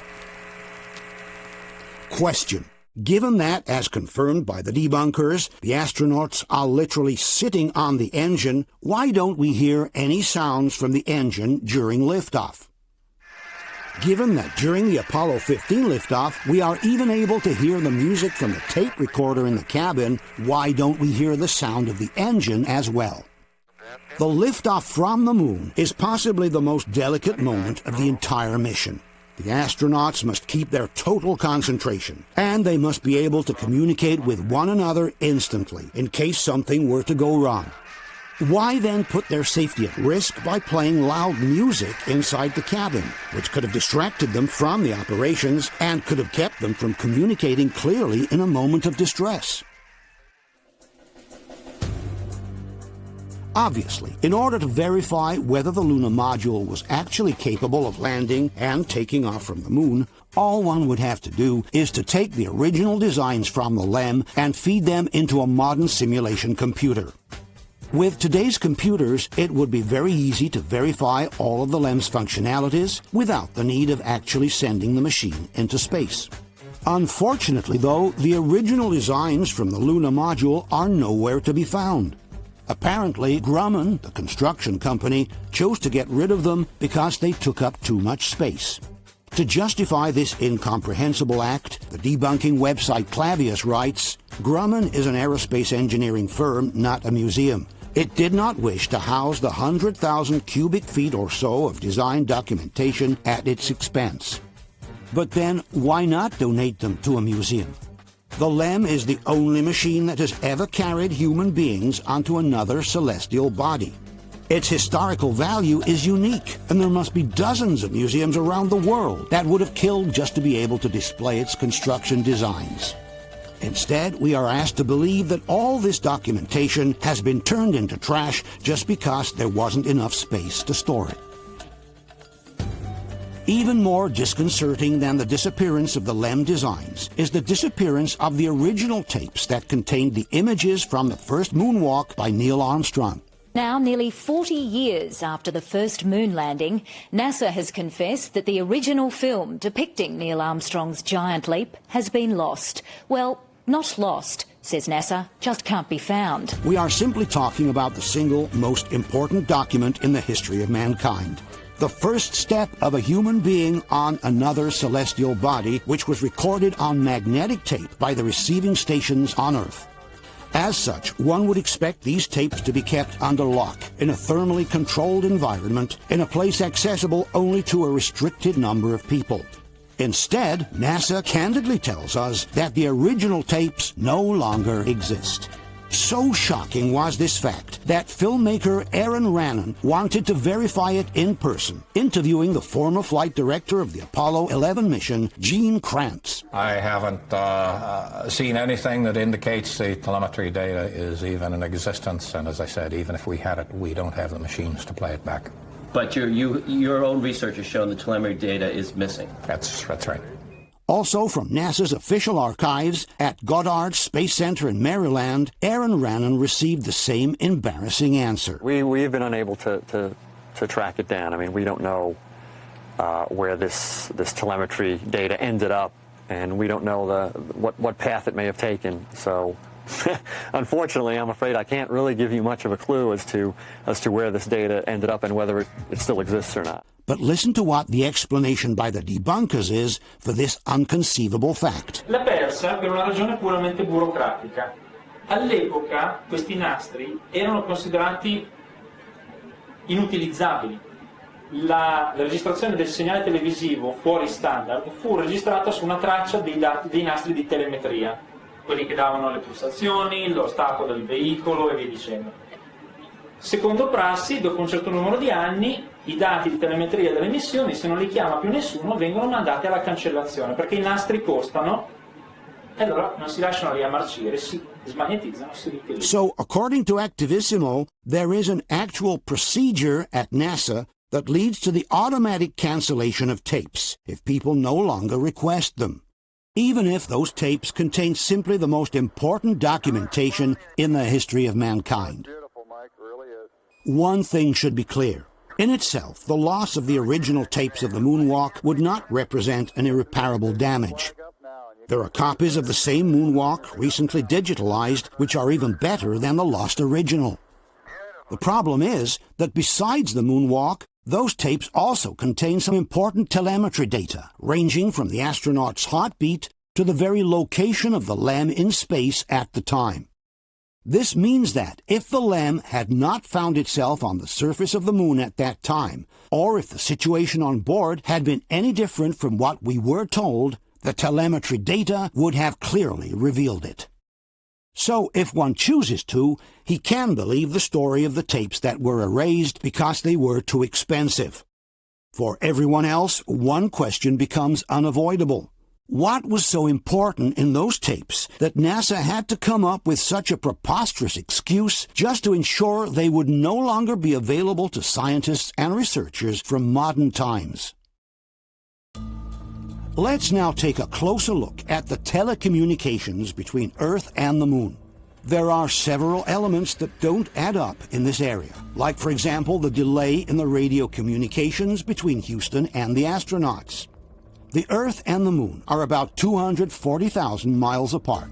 For this reason, a radio signal takes about 1.3 seconds to reach our satellite and another 1.3 seconds to come back to Earth.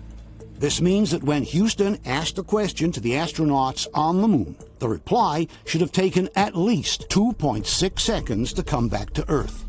1.3 seconds for the question to reach the astronaut, 1.3 seconds for his answer to come back.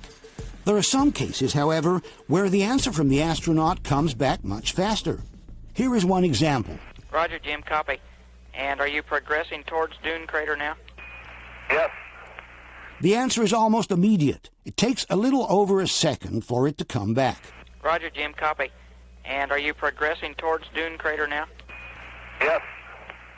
This is the soundtrack from the original audio. This segment contains the question coming from Houston, and this is the answer by the astronaut.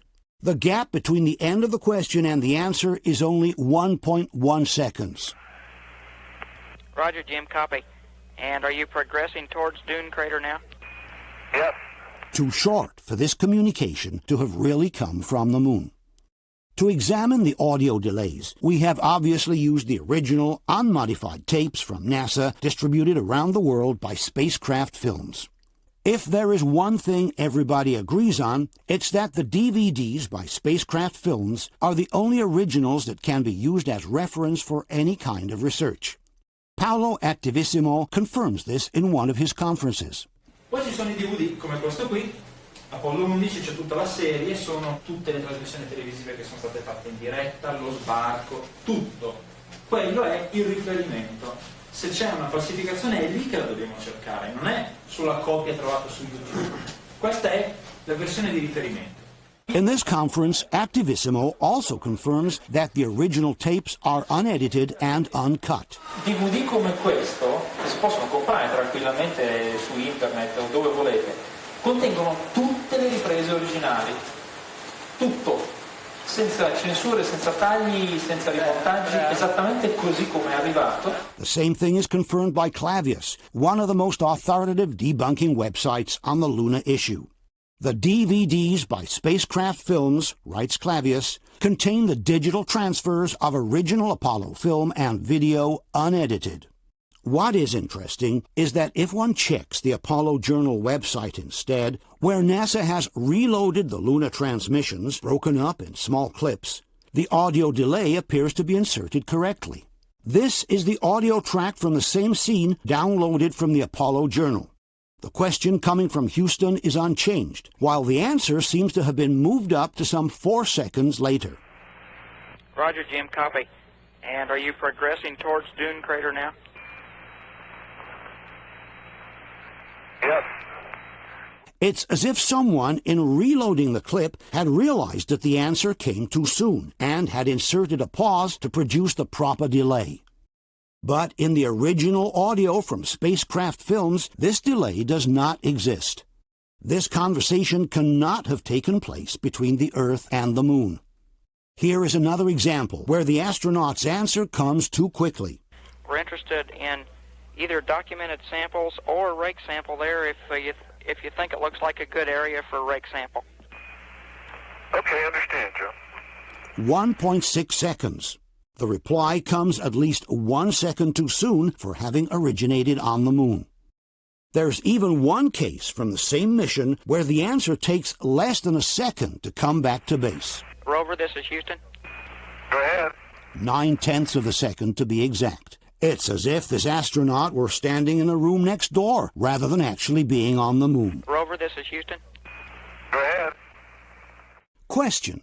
Given that we have examined the original videos from spacecraft films and that the debunkers themselves acknowledge that these videos are unedited and uncut, can you explain why, in several instances, the delay between the question and the answer is far shorter than it should be if the conversation had truly taken place between the Earth and the Moon? Another aspect of the telecommunications that raises serious questions are the live television broadcasts from the Moon. The first 3 lunar missions, Apollo 11, 12, and 14, had sent some rather poor TV pictures back to Earth. But beginning with Apollo 15, the technology for the live broadcasts had definitely improved.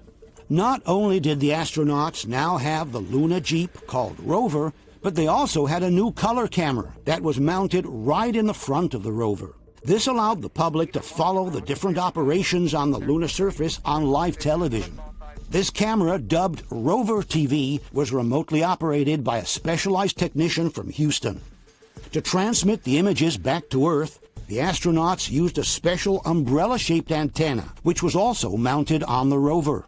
Obviously, the astronauts could only broadcast live images when the vehicle was stopped between one station and the next, because the umbrella needed to be pointed with great precision towards the Earth before any broadcast could begin. The Earth and the Moon are some 240,000 miles away, and a small error in the angle of sight would be enough to completely miss the target. From the NASA website, we can read, "The high-gain antenna produced a beam tight enough that an adequate TV signal could be received by 85-meter dishes on Earth. This antenna had a nominal gain of 24 decibels in the center, which dropped to 20.5 decibels on a 10 degrees cone." In other words, by increasing the transmission angle, the signal would rapidly degrade. Pointing the antenna with sufficient accuracy was tricky, writes NASA.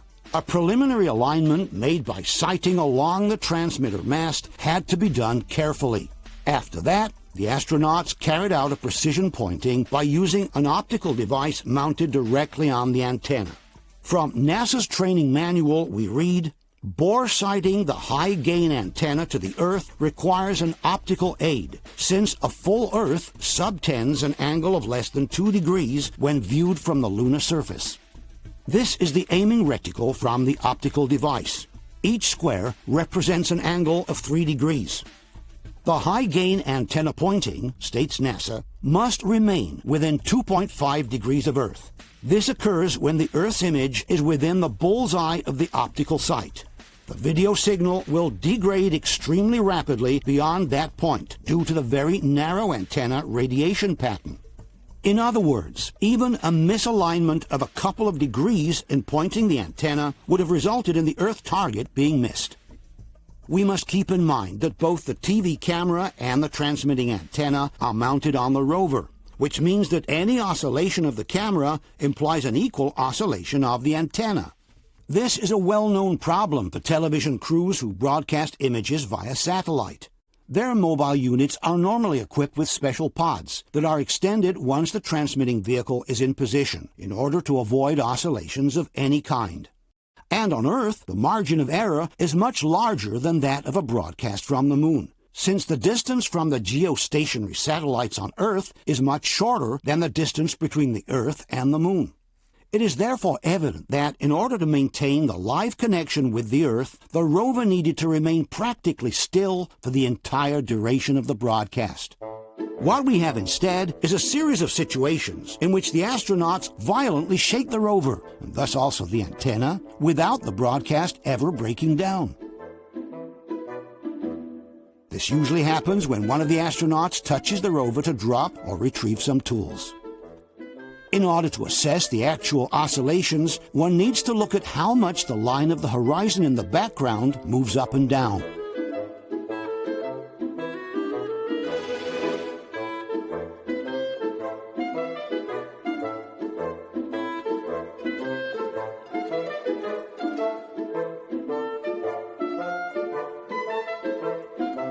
Being equipped with very soft suspensions, the rover shakes quite visibly as soon as anyone touches it. Yet, as we have said before, the television signal never breaks down.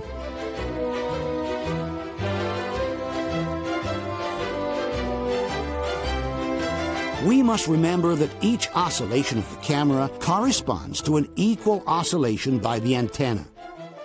And yet, as if by magic, the television signal never breaks down, nor does it degrade at all.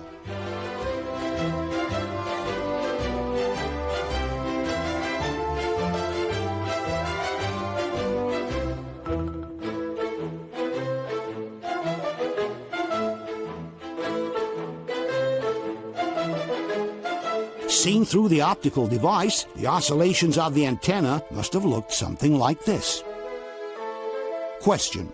On Earth, transmitting vehicles are normally equipped with stabilizing pods in order to keep them from shaking during the broadcast. Why didn't NASA think of placing something similar on the rover, since it was supposed to broadcast from a distance dozens of times higher than a simple Earth satellite? Given that, according to NASA's manual, the high-gain antenna pointing must remain within 2.5 degrees of Earth, and that the video signal will degrade extremely rapidly beyond that point, how was it possible to broadcast images with such violent oscillations without the signal breaking nor degrading during the live feeds from the moon?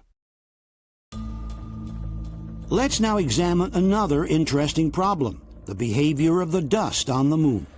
On Earth, the dust remains attached to objects thanks to the humidity of the air. On the moon, however, there is no atmosphere, and therefore there is no humidity. Theoretically, lunar dust should not be able to stick to any particular surface. Looking at the images from the Apollo missions, though, we have dozens of situations in which the lunar dust sticks everywhere. That happens mostly on the astronauts' suits, with dust sticking not only to the lower part of their legs, but also to the arms, trunk, and even the backpacks. Often it's the astronauts themselves who notice the amount of dust that sticks to them. I am covered from head to foot with dust. Yeah, we got some work to do here, boy. They're all dirty. You ought to see you back. I couldn't have gotten any dirtier than you.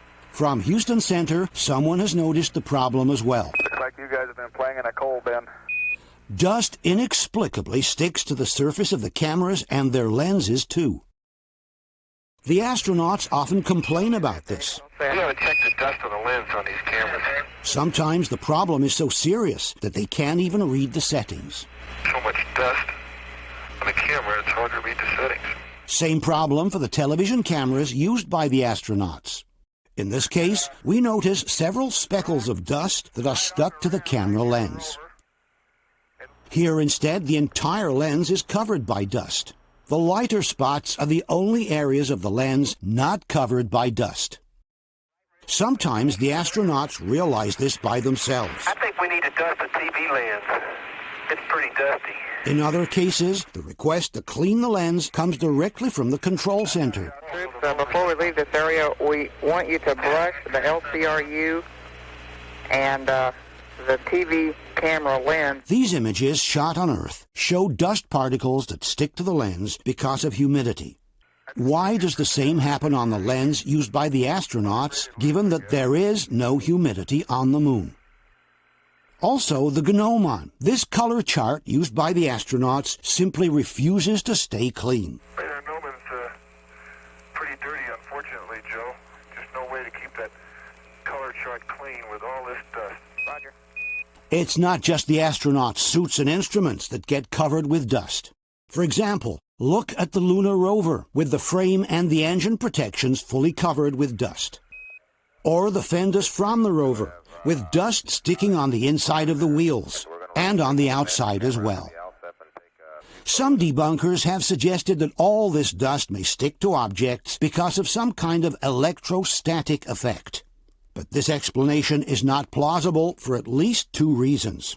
First of all, we're talking about completely different materials from one another. The astronaut suits, the photo cameras, the surface of the lunar rover, the lenses from the TV cameras.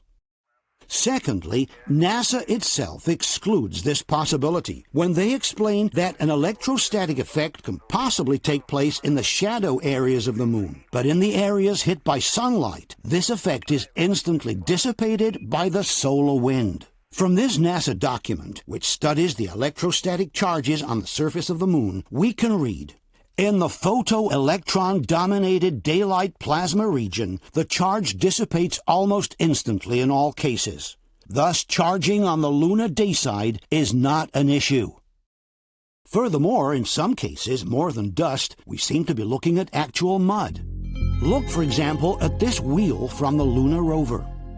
Or this other image from the wheel of the rover, with the rim that seems completely covered in mud. It's as if we were looking at a muddy wheel from an all-terrain vehicle down on Earth. There's also another, even more puzzling example. This is a thermal degradation experiment conducted during the Apollo 14 mission. How could the sand have compacted itself enough to appear like mud in a moistureless environment? There is also another detail worth mentioning. These metal plates have a series of letters and numbers engraved on their surface. Subsequently, these letters and numbers have filled up with sand. But how can the sand preserve the shape of the number once dislodged from the original place where it was formed? Here, for example, we can see the number 5, which has kept its shape even after being dislodged from the engraving. And here is the number 3, also keeping its shape after it was dislodged. How can the sand keep the original shape after having been dislodged from the engraving if we are truly in a moistureless environment? Possibly the biggest problem of all is the one posed by the footprints that the astronauts allegedly left on the surface of the moon. Wherever they go, the astronauts leave very sharp footprints on the ground. But how is it possible for lunar dust to remain so hardly compacted, to the point of maintaining the shape of the boot, being that there is no atmosphere on the moon, and therefore there is no humidity? We know that in order to give sand a specific shape, it is necessary to wet it first. If the sand is dry, the sand grains won't stick to each other, and the shape will not be preserved. The debunkers, however, maintain that lunar dust, which is called regolith, is much sharper than the sand on Earth. For this reason, they argue, the simple pressure from the boot is enough to compact it, even in total absence of moisture. In order to prove their theory, the Mythbusters have asked NASA for an exact replica of the moon boot and for a certain amount of a special dust prepared by NASA, which has very similar characteristics to lunar dust. So for this test, NASA has given us a lunar regolith simulant. It's manufactured to test equipment that is going to the moon. It's very similar to lunar dust in the fact that each particle is very sharp. Dirt on Earth has been weathered, so it's very smooth. So this is as close to lunar dust as we can get. It's one kind of dust that Paolo Attivissimo is also very familiar with. Questo è un campione, un simulante, si chiama, un simulante di regolite, che è la polvere di luna sintetica che si usa per collaudare i veicoli che poi torneranno sulla Luna. The Mythbusters have conducted their experiment in a vacuum chamber, in the total absence of moisture, thus replicating the same conditions found on the moon. The rig is ready to take its one-legged step, and the vacuum chamber has been vacuumed. Boot stop, vacuum. Here we go. In 3, 2... We notice that the Mythbusters have even added some counterweights to their device in order to simulate the exact weight of the astronaut's foot on the lunar soil. 1... Yeah! Take that! Yeah! Look at that. We made a footprint inside of a vacuum. And there was no water vapor, which is what this conspiracy theory is all about. In your face, conspiracy theorists! The Mythbusters seem very eager to celebrate, but in reality they have not succeeded at all in replicating the original footprints by the astronauts. Just look at how solid and squared the little bars of sand that have formed under the astronauts' boot are. They are almost perfect geometric solids, with sharp edges and well-defined contours. These sandbars are so solid and compacted that they even retain their shape after they are broken in pieces.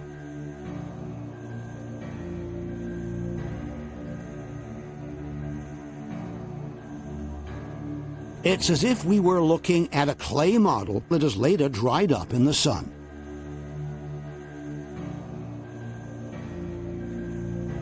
It is clear that we are looking at a very different result from the one obtained by the Mythbusters in the vacuum chamber. If we were to break apart or even just try to move one of these sandbars, they would certainly not remain compacted, nor would they retain their shape. In conclusion, the Mythbusters, with their experiment, have proven the exact opposite of what they intended to prove. In absence of humidity, it's absolutely impossible to replicate the astronauts' footprints. Question: given that there is no moisture on the moon and that the solar wind dissipates electrostatic charges almost instantly, can you explain why the lunar dust sticks to all kinds of materials, from the astronaut suits to the photo cameras, from the rover's surfaces to the TV camera lenses?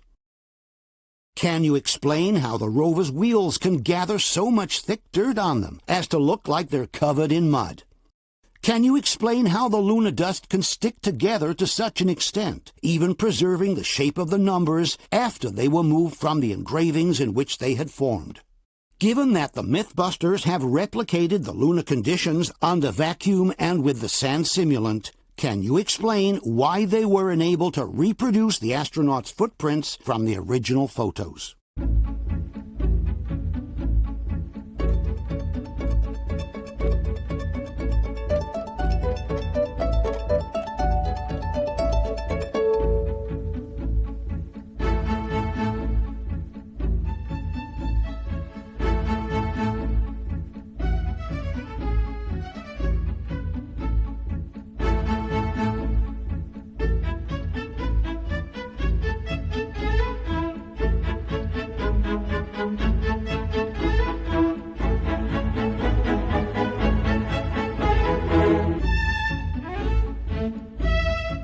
If it's true, like many believe, that the Apollo missions were filmed in a studio on Earth, one of the biggest problems would have been to simulate the lunar gravity, which is about 1/6 of the gravity on Earth.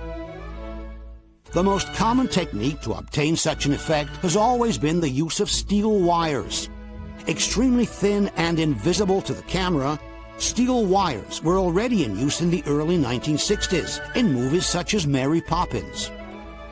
And even today, they're regularly used, like in the film Magnificent Desolation, precisely to replicate the lunar walks of the Apollo missions. Connected to a sophisticated system of pulleys and counterweights, steel wires allow the astronaut to reduce his weight until a perfect simulation of the lunar gravity is achieved. Another way to obtain a similar effect is to connect the steel wires to balloons filled with helium. This system was used, for example, in the television series From the Earth to the Moon, produced by Tom Hanks. This also produces the effect of reducing the astronaut's weight until lunar gravity is simulated. There is a problem, however, with steel wires. While they are normally invisible to the camera, they may get hit by the light at a particular angle, making them momentarily visible on the screen. And this is exactly what seems to have happened in the sequence from Apollo 14. While the astronauts are busy near the LEM, at one point some flashes of light can be seen above the head of one of them. The initial flash is certainly caused by the antenna mounted on the backpack. This antenna, which is about 1 foot long, often reflects the light that hits it. But then there is a second flash, right above the first one, which cannot be attributed to the antenna, and looks exactly like one caused by a steel wire. Let's watch again in slow motion. This is the contour of the astronaut with the backpack on his shoulders. This is the antenna causing the first flash of light. And this is the second flash of light, definitely above the first one, which cannot be ascribed to the antenna. There is something else reflecting the light, some 3 feet above the astronaut's head. And this something cannot be a flare in the lens from the first flash, because the second flash occurs after the first one and not simultaneously. A similar case occurs during the Apollo 17 mission.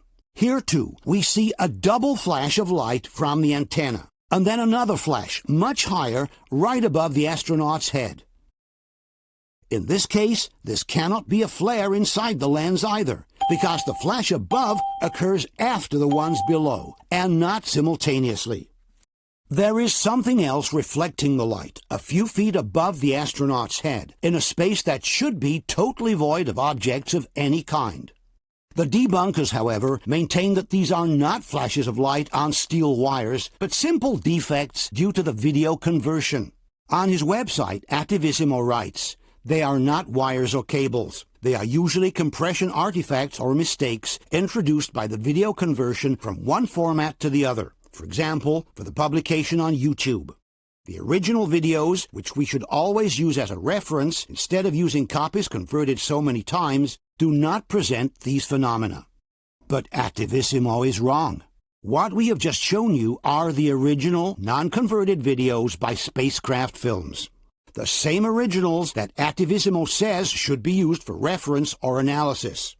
Anybody who owns the original videos can verify that the flashes of light we have shown are already there. They are not the effect of compression or video conversions as claimed by Attivissimo. Furthermore, the flashes of light aren't the only thing suggesting that steel wires were used in the scenes from the moon. There are also several instances in which the astronauts seem to be rising from the ground with no effort whatsoever, as if some invisible force were pulling them up. Let's analyze some of these situations. This astronaut is leaning on the ground, and then he suddenly gets up with no apparent effort. It's as if a mysterious force was suddenly pulling him up from the ground. Here, the astronaut is suddenly pulled upwards and then remains dangling while rotating on himself. Let's watch it again. Here, the astronaut is first pulled up and then seems to remain floating in midair. It looks like a puppet hanging from some invisible strings. Here, the fallen astronaut gets up from the ground as if a mysterious force were pulling him up through his backpack. Let's watch it again from up close. Here, the astronaut is working with some tools when suddenly a mysterious force yanks him upwards and to his right. Let's watch it again.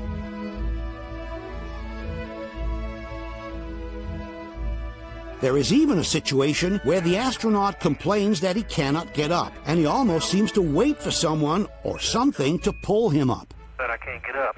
The astronaut waits until a mysterious force helps him up. There we go. In this case, the astronaut falls forward, but somehow remains suspended in midair. In fact, if we look more closely, we notice that he first remains floating in midair, then a mysterious force pulls him upwards. Here we have a case of apparent levitation. The astronaut on the left takes a leap forward and then remains floating in midair, his legs dangling, while a strange force pulls him upwards. Let's watch it again in slow motion.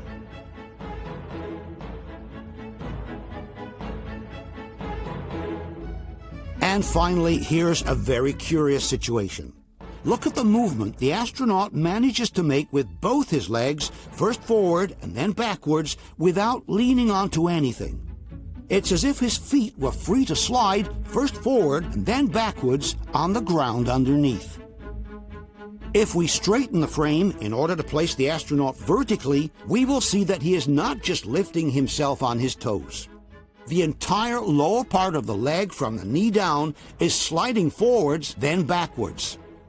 But how is it possible to slide with both feet at the same time, first forward and then backwards, without an external force pulling you upwards in the meantime? Question: Given that these are not artifacts from video conversion, nor are they glares inside the lens, can you explain what these flashes of light sometimes appearing over the head of the astronauts actually are? Can you explain how it is possible to make a movement such as this one, or this one, without some kind of external force pulling you upwards? The last set of evidence includes elements that suggest the presence of air on the set of the lunar pictures. As we all know, there is no atmosphere on the moon, which means the astronauts should be moving in a situation of absolute vacuum. There are different elements, however, suggesting that we are in the presence of air instead. One such element is the behavior of the clouds of dust behind the wheels of the rover. If we were in the absence of air, all the sand lifted by the wheels should follow a perfect parabolic trajectory from the moment it leaves the wheel until the moment it falls to the ground. Being that there is no air to slow them down in their path, both the heavier particles of sand and the lighter ones should follow the same parabolic trajectory. On Earth, instead, the lighter particles of sand are slowed down by the impact with the air and remain suspended for a few seconds in midair, forming the typical clouds of dust that can be seen behind the car wheels. This phenomenon can be observed in many different situations, simply kicking up some sand, during a golf game, or during a motocross race. But it is a phenomenon that can also be observed behind the wheels of the lunar rover, where instead it should not happen. For example, look at these clouds of dust that remain momentarily suspended in midair behind the rover's wheels. As we have said before, without an atmosphere, no cloud should be forming at all. All the sand particles, both the heavier and the lighter ones, should follow the same parabolic arch. This is also confirmed by Clavius. If an atmosphere is dense enough, writes the website, it can hold small particles suspended against gravity for a short time. None of that would happen on the moon because there's nothing to keep the dust particles suspended. And yet, small clouds of dust form repeatedly behind the rover's wheels and briefly remain suspended in midair before falling to the ground. All of this should not happen if we were actually on the moon, where no atmosphere is present. Here is another situation suggesting that we are in the presence of air. The golden material on the right is a thermal covering mounted on the front of the rover. We often see this covering float up and down during the rover's transfers from one station to the next. When the rover is stationary, however, this covering should not move, given that there is no air to lift it up. There is a situation, however, where the covering seems to be moving by itself. At first, we cannot tell whether it was the astronaut who touched it. But then we see that while the astronaut is brushing the dust away, the thermal cover floats by itself more than once, as if a soft breeze were lifting it from below. There is also another curious case, again during the Apollo 16 mission. When one of the astronauts closes this flap on the rover, we notice a puff of dust being blown upwards. Let's watch it again in slow motion. Some may suggest it could have been a vibration to move the sand. But in reality, the entire rover is covered by sand. If there was a vibration, all the sand would move at once. Here instead, the sand is blown upwards in one specific spot only, and exactly next to the flap being closed. Let's now tackle one of the most debated and well-known issues in the entire lunar discussion: flags waving in the vacuum. In the videos from the Apollo missions, we can often see the American flag waving, but it's hard to tell whether it waves because it was moved by a gust of air or just because the astronaut is touching the flagpole. The Mythbusters have conducted an experiment in a vacuum chamber to prove that even in absence of air, the flag can continue waving for a while after the astronaut has touched it. This is flag waving test in a vacuum. And stop. Oh, it's moving a lot. Hey! It's moving a lot. So in the vacuum, the flag moved, not just a little bit. It actually moved quite a bit. So that proves you don't need wind in order to move the flag in a vacuum. But then it's the Mythbusters themselves who raise the ante by throwing this challenge. So unless someone finds a shot of the flag flapping without an astronaut manipulating the flagpole, it's myth-busted. Unless someone finds a shot of the flag flapping without an astronaut manipulating the flagpole, they said. Well, we have found at least 3 situations where the flag waves without anyone touching it. The first one is from this television sequence from Apollo 15.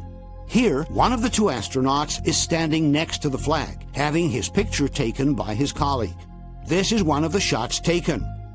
And this is the camera mounted on the rover, broadcasting the images on live television. Okay. After a while, the astronaut exits frame to the left. Strike that flag there, Joe. A few seconds later, one of the 2 astronauts walks back in front of the camera, headed to the LEM. After he passes, we notice that the flag is waving without anyone having touched it. Let's watch again.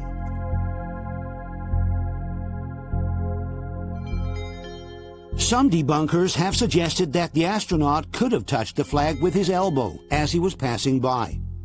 But a simple triangulation with the photographic image shows that this was not possible. In order to fill up the frame to this point from the top of the head to the waist, the astronaut must have been somewhere halfway between the flag and the camera. There is too much distance for him to have touched the flag with his elbow. Other debunkers like Activissimo accept the fact that the astronaut did not touch the flag, but suggest that the waving was caused by some kind of electrostatic discharge. Questo è il momento misterioso. L'astronauta non ha toccato la bandiera, ma oscilla. Perché? La teoria che circola fra gli addetti ai lavori è che sia un effetto elettrostatico, come quello che si ottiene quando si sfrega un maglione con una bacchetta di plastica o di vetro. As we have seen earlier, however, there cannot be any electrostatic phenomena on the sunny side of the moon, because the solar wind almost instantly dissipates any possible charge that were to accumulate. Furthermore, a hypothetical electrostatic effect could take place at most when the astronaut is right next to the flag, a few inches away. But as we have seen before, the distance between the astronaut and the flag is quite substantial. In any case, if we look more closely at the astronaut entering frame, we notice that the flag begins to move even before the astronaut passes by. This clearly excludes both an electrostatic discharge and the possibility that the astronaut could have touched the flag with his elbow. The only plausible explanation for the waving of the flag seems to be a displacement of air caused by the astronaut walking by. Here's another case in which the flag waves without anyone touching it. This is the famous scene from Apollo 16, where the astronauts photograph each other while jumping next to the flag. Initially, the first astronaut proceeds to take a picture of his colleague and asks him to jump high in the air. Okay, here we go, a big one. Off the ground, on the floor. There we go. Then, when they trade places, we notice that the flag waves without anyone touching it. If we speed up the playback, the flag's movement becomes even more evident. A little later, when the second astronaut has also taken the picture, they both walk by the flag, making it wave again without anyone touching it. Again, the same shot in fast forward.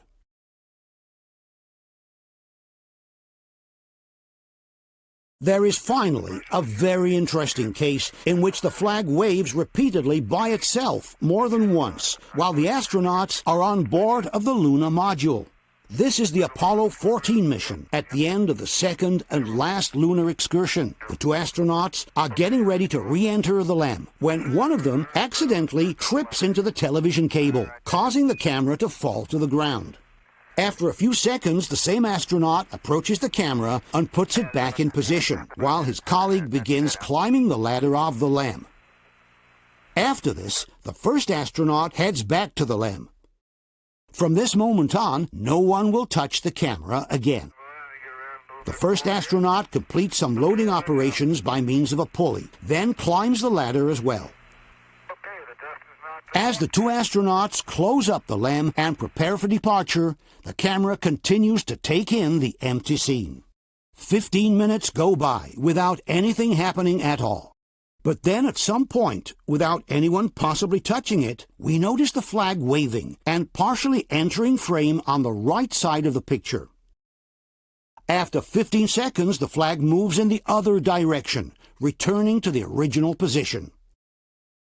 After another 20 seconds, the flag enters frame again, as if a light breeze were moving it. The flag remains visible for about half a minute, then disappears again to the right. A couple of minutes later, the same thing happens for the third time. The flag enters frame from the right, it exits, then waves back in, and eventually disappears from sight. As we have said before, both astronauts are already in the LEM, and there's no one else around who could have touched the flag. Furthermore, by using this white object as a reference, we can establish that the frame does not pan from left to right, but it remains fixed. In other words, it is not the camera moving sideways, it's the flag actually waving as it enters and exits frame by itself. Some debunkers have suggested that the waving of the flag could be caused by emissions of gas from the LEM during the depressurization process. But this explanation does not stand up for at least two reasons. First of all, any ejected gas would immediately disperse its pressure into the vacuum of space and would not be able to create the turbulence needed to move the flag. Secondly, we have seen that the flag always moves initially from right to left. In other words, it always moves towards the LEM before going in the opposite direction. In no case, therefore, any hypothetical gases expelled from the LEM could attract the flag towards the LEM itself. Question: given that there is no atmosphere on the Moon, can you explain what slows down and suspends the sand particles in midair, forming small dust clouds before they fall to the ground? Given that the flag begins to move even before the astronaut reaches it, which excludes both a static discharge and a physical contact, can you suggest anything different from the displacement of air to explain the flag's movement? Given that this flag waves not once but twice without anyone touching it, can you explain what caused this flag's movements? Given that the astronauts have been in the LEM for at least 15 minutes and that there is no one else around who could have touched the flag, can you suggest anything different from a displacement of air on the set to explain the flag's repeated movements? Let's tackle now one of the most well-known and debated aspects of the entire lunar discussion, the photographs from the Apollo missions. In order to analyze them in detail, we have turned to the experience of some world-famous photographers who have worked for all the most important magazines in the world. All these photographers were already professionally active in the 1970s, using the same cameras and the same kind of film used by NASA for the Apollo pictures. Let's briefly introduce them. Tony Torenberg, photo reporter, portrait artist, well-known fashion photographer. Starting from the 1970s, he has worked for some of the most prestigious magazines in Italy and around the world. Torenberg has also authored several books on photography and currently runs a photo factory where he regularly teaches photographic technique. His works have been presented in several expositions around the world, including the Biennale of Venezia and the Triennale of Milan. Aldo Falai, world-renowned fashion photographer with more than 40 years of international career under his belt. Starting from the 1980s, he has been the official photographer for Giorgio Armani. With his sophisticated and elegant style, Falai has contributed to creating the fashion image that has defined the Armani trademark across the globe. Falai has published several photography books, and his pictures have been presented in many international exhibitions on his name. Oliviero Toscani, a fashion photographer known all around the globe. From the 1970s, he has literally transformed the concept of fashion pictures with his nonconformist, irreverent style. Besides having worked for all the most important magazines in the world, Toscani has authored some of the most revolutionary advertising campaigns of their times, such as those of Benetton, Fiorucci, and Jesus Jeans. Peter Lindbergh, among the top photographers in the world for 40 years. Lindbergh is credited with launching on the world stage the so-called supermodels, the team of models including Cindy Crawford, Linda Evangelista, Naomi Campbell, Tatiana Patitz, Kate Moss, Christy Turlington, which dominated the fashion scene around the world in the closing decade of the last century. Lindbergh is the only one among the professionals elite to have been asked 3 times to photograph the prestigious Pirelli calendar in 1996, 2002, and in 2017. The favorite personal photographer by many movie stars, from Charlotte Rampling to Penelope Cruz, from Uma Thurman to Nicole Kidman, Lindbergh is considered today simply one of the best living photographers in the world. Also, Massimo Mazzucco, the author of this film, has worked as a fashion photographer for over 20 years, working for important magazines in Italy, United States, Germany, and Australia. Before we analyze the Luna pictures in detail, however, we should try to clear the field from some incorrect arguments that are sometimes used by those who claim we never went to the moon. One of the most recurring mistakes is to state that these pictures are fake because there are no stars in the sky. It is in fact correct that there are no visible stars in the sky, whether the pictures were taken on Earth or actually on the moon. The lens settings and the exposure times that the astronauts used were printed directly on the back of the photo cameras. Lens aperture between 8 and 11 in full sun, shutter speed 1/250th of a second. Anyone who has taken night pictures with the old film cameras knows that at 1/250th of a second, it's impossible to catch the light of the stars. In order to see the stars, one must extend the exposure time to at least 1 full second, if not 2 or 4 seconds. Quando leggevo, dice, ma non ci sono le stelle, dicevo, ma questo non ha mai fatto le foto, le stelle non si vedrebbero mai, perché sono in confronto alla zona, questi fotografi sono molto meno luminose, quindi il cielo risulterebbe sicuramente un nero profondo. It is therefore correct that there are no visible stars in the Apollo pictures, whether these were taken on Earth or actually on the surface of the moon. Another wrong argument often used to suggest the Luna fakery is that of the so-called fiducials, these small reference crosses that appear on all the pictures taken on the surface of the moon. There are cases, some claim, in which the cross seems to disappear behind the objects in the picture. And since the crosses are engraved on a glass located in front of the film, their absence, these people claim, is a blatant proof of manipulation. If we take a look at the high-definition originals, however, we will find that the crosses are always present. Sometimes their edge is washed away by the bright objects behind them, but the cross never completely disappears from the picture. In conclusion, neither the absence of stars nor the apparent disappearance of the crosses can be used as a proof that the Luna pictures are fake. Let's take a look now at some of the real problems with the Luna pictures. To begin with, we must ask ourselves whether the film containing the Luna pictures has ever been on the moon at all. For on this film, there is absolutely no trace of what should have been the damage caused by the radiation present in outer space. Cosmic space outside the Van Allen belts is filled with radiation of all kinds. You have solar eruptions hurtling through space alpha particles, protons and electrons at over 1,000 miles per second. And then you have ultraviolet rays, X-rays, gamma rays and cosmic rays, which originate directly from the heart of our galaxy and are the most dangerous and penetrating of all. As explained in this documentary on cosmic rays, the fact that these particles are practically unstoppable is due to their extremely high velocity. The key to cosmic rays' transformational energy is speed.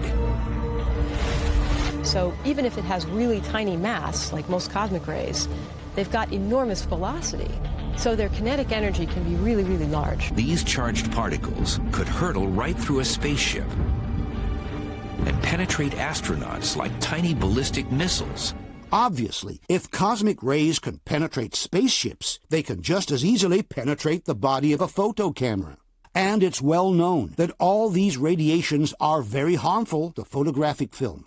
This is explained by Douglas Arnold, who was assistant managing director for Kodak at the time of the Apollo missions. You have an enormous amount of radiation in space, and potentially it affects film, of course, and of course, as you will well know, its prime effect is on contrast. An extreme example comes from the pictures of Chernobyl. This is Igor Kostin, the Soviet photographer who shot some of the most famous images of the nuclear disaster of 1986. I processed my pictures, and I noticed the negatives were black. The effects of radioactivity are clearly visible on film. The emulsion shows some very heavy graining, and the colors are visibly altered. But even less powerful radiation can seriously damage photographic film. This technical bulletin published by Kodak shows the damage that can be caused to photographic film even by a single pass under an airport's X-ray scanner. On the left, an original shot. On the right, the same film after a single pass under the scanner. After 5 scans, the film is completely ruined, and the image is barely visible. This is a well-known problem to professional photographers. Te prova a passare una pellicola ai raggi X di un aeroporto, pigli e butti via il lavoro. Infatti quando si andava a fare viaggi ci aveva la valigetta a parte oppure schermata col piombo. Here's another example with a 400 ASA film. The difference after a single scan is quite evident. Contrast and color saturation disappear, and a general fog seems to be covering the entire image. Even with sensitivities closer to those used in the Apollo pictures, the damage caused by a single pass under the scanner is evident. The graining is present all across the picture, and it becomes particularly visible in the darker areas of the image. Here is another example at 200 ASA. A single pass under the scanner has completely ruined the blackness of the night sky. In the pictures from the Apollo missions, however, the skies are perfectly black. The color saturation is fully preserved, and there is no graining whatsoever in any part of the picture. And we must consider that the pictures from the Apollo missions have been exposed to cosmic rays, which are much more powerful and penetrating than simple X-rays. This educational film from the 1960s describes how cosmic rays leave a very evident mark on photographic film. Well, we don't get a picture in the conventional sense, but the charged particles do leave identifying tracks behind. Here's an exposure which was made on a balloon flight. It shows a primary cosmic ray particle hitting a nucleus in the film emulsion. Also, you see an enlarged photograph of one of these emulsion plates. We must keep in mind that this experiment was conducted with a balloon flight, well below the Van Allen belts, where only a small part of the cosmic rays from outer space manages to penetrate. On the moon, however, you don't have the protection from the magnetosphere, and the amount of cosmic rays that can damage both humans and film is definitely much higher. This is explained by Dr. David Groves, an expert in photographic analysis. We're protected on Earth by a nice thick atmosphere, and that combined with the magnetic field keep these ionizing particles away from us, on film of course. In space, you're not offered that protection. In fact, thanks to the probes that have explored the moon in recent years, we are able to quantify with some accuracy the fluxes of radioactive particles present in the cosmos. From this document published by NASA, we can read, the cosmic ray flux per square centimeter of lunar surface per year contains an amount of particles that translates to 4.5 particles per second per square centimeter. This document, published by the National Council on Radiation Protection, offers a similar amount. 4 particles per square centimeter per second during a minimum of solar activity. This amount can be reduced up to 4 times during a solar activity peak. Thus, on the moon, we have an average flux that can range from 1 to 4 radioactive particles per second per square centimeter.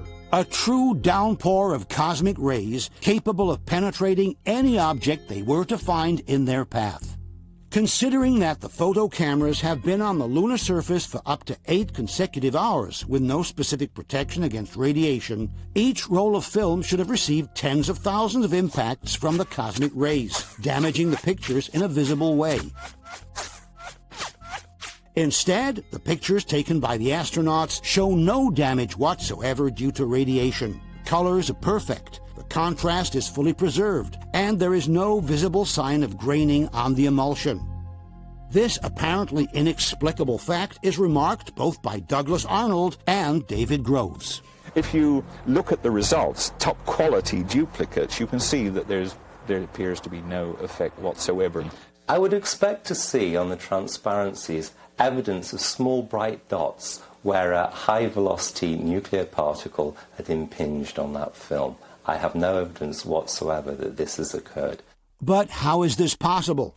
After all, it's NASA itself in this document from the Skylab project who writes, "The radiation environment encountered during Earth orbital missions was studied extensively. The results indicated that the radiation environment could severely damage unprotected film.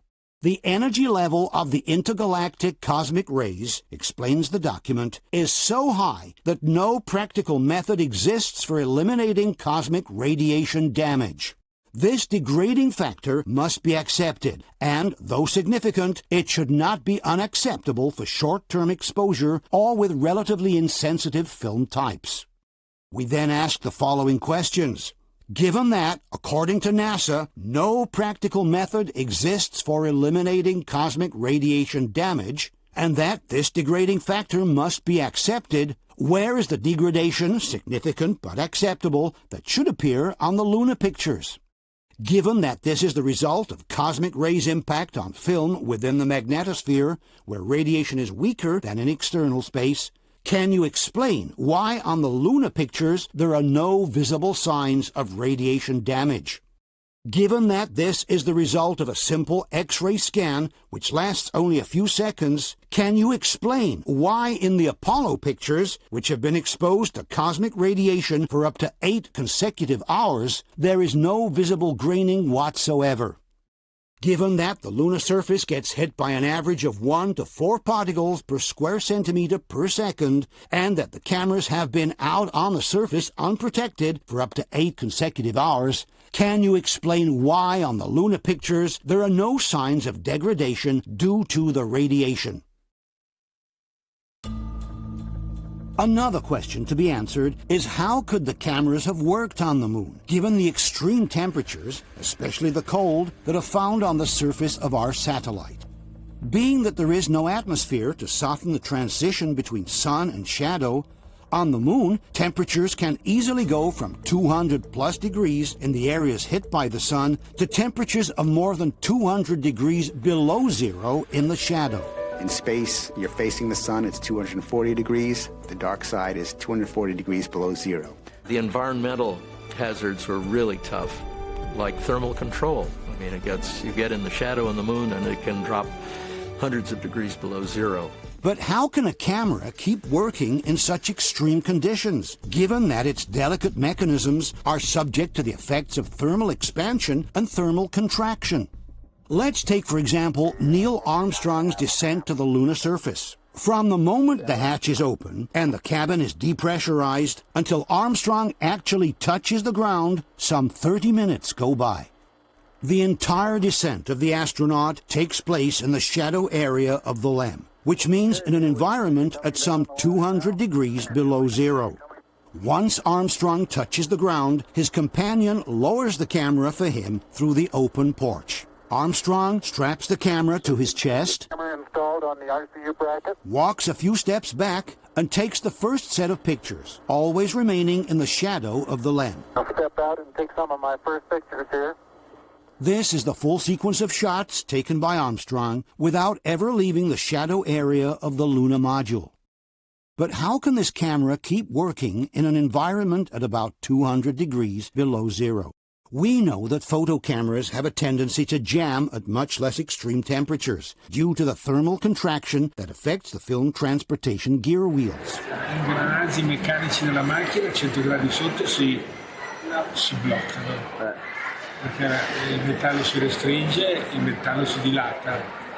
Quindi le macchine fotografiche sono fatte da ingranaggi meccanici. Io non sono mai stato a 100 gradi sopra e 100 gradi sotto, però sono stato a 40 gradi sotto. in Manciuria e mi si bloccava la macchina. Quando andavo in montagna mi toccava mettere tutti i materassini addosso, perché sennò non funzionava, insomma. Non funzionava proprio la meccanica, perché i metalli si modificano col calore. Certo. La dimensione anche, sono millimetri, decimi di millimetri, ma però per una macchina complessa, una macchina fotografica. This promotional video by Audi, which plans to send an unmanned rover to the moon, explains how even 10 minutes spent in the lunar shadow can bring the vehicle's mechanical parts to a complete blockage due to thermal contraction. Another danger to look out for, shadows, which could instantly damage the rover. That's because of the moon's extreme changes in temperatures and lack of atmosphere. The rover is made from different materials, all of which expand and contract when their temperature changes.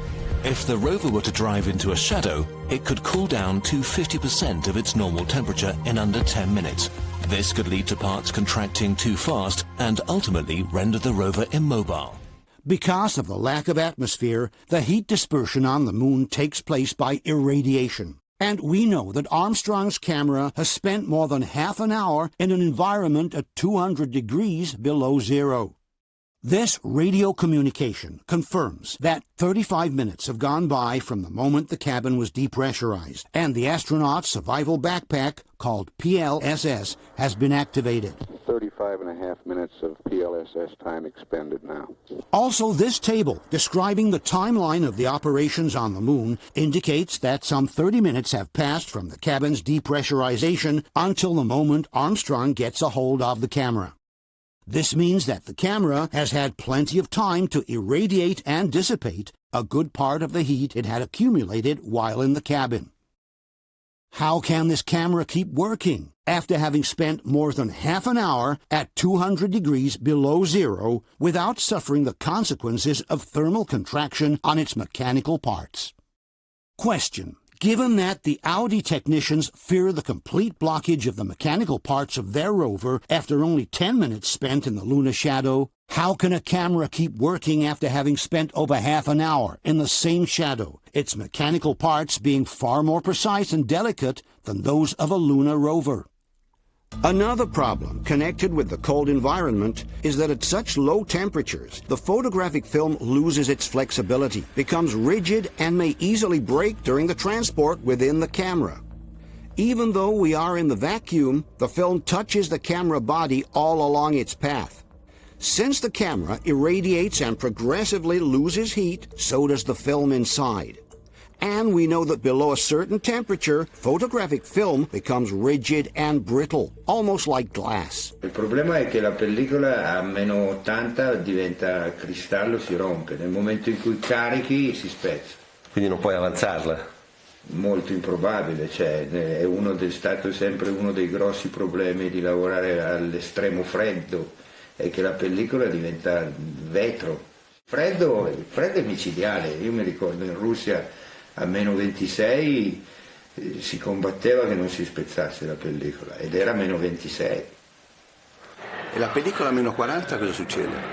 E la pellicola teoricamente non dovrebbe funzionare, però se ha funzionato sono stati fortunati. Let's now examine the problems related to the type of lighting used for the lunar pictures.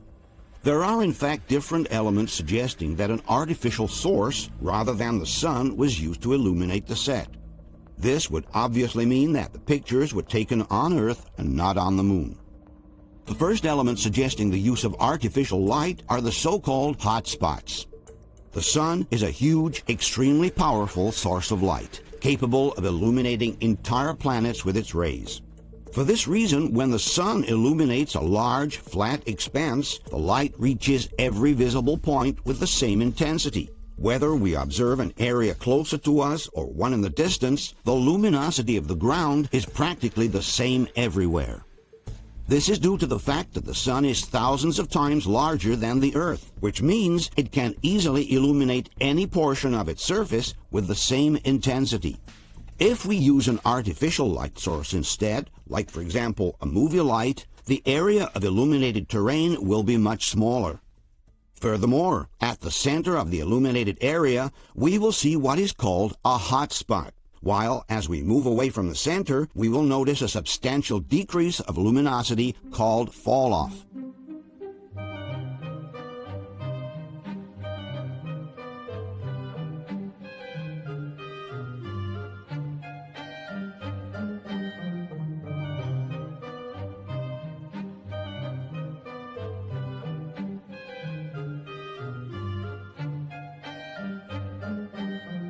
If we now examine some pictures from the Apollo missions, we will notice the same phenomenon that we saw in the pictures taken with an artificial source.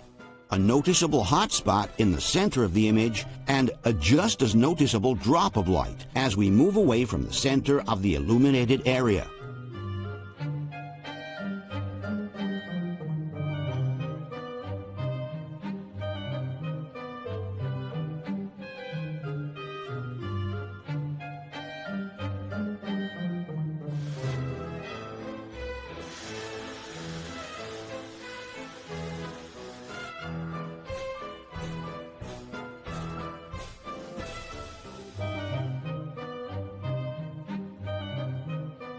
There is no reason why this area should appear darker than this one.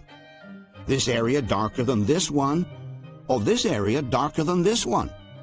As we have seen before, when the sun illuminates a large expanse of land, its light reaches every visible point with the same intensity.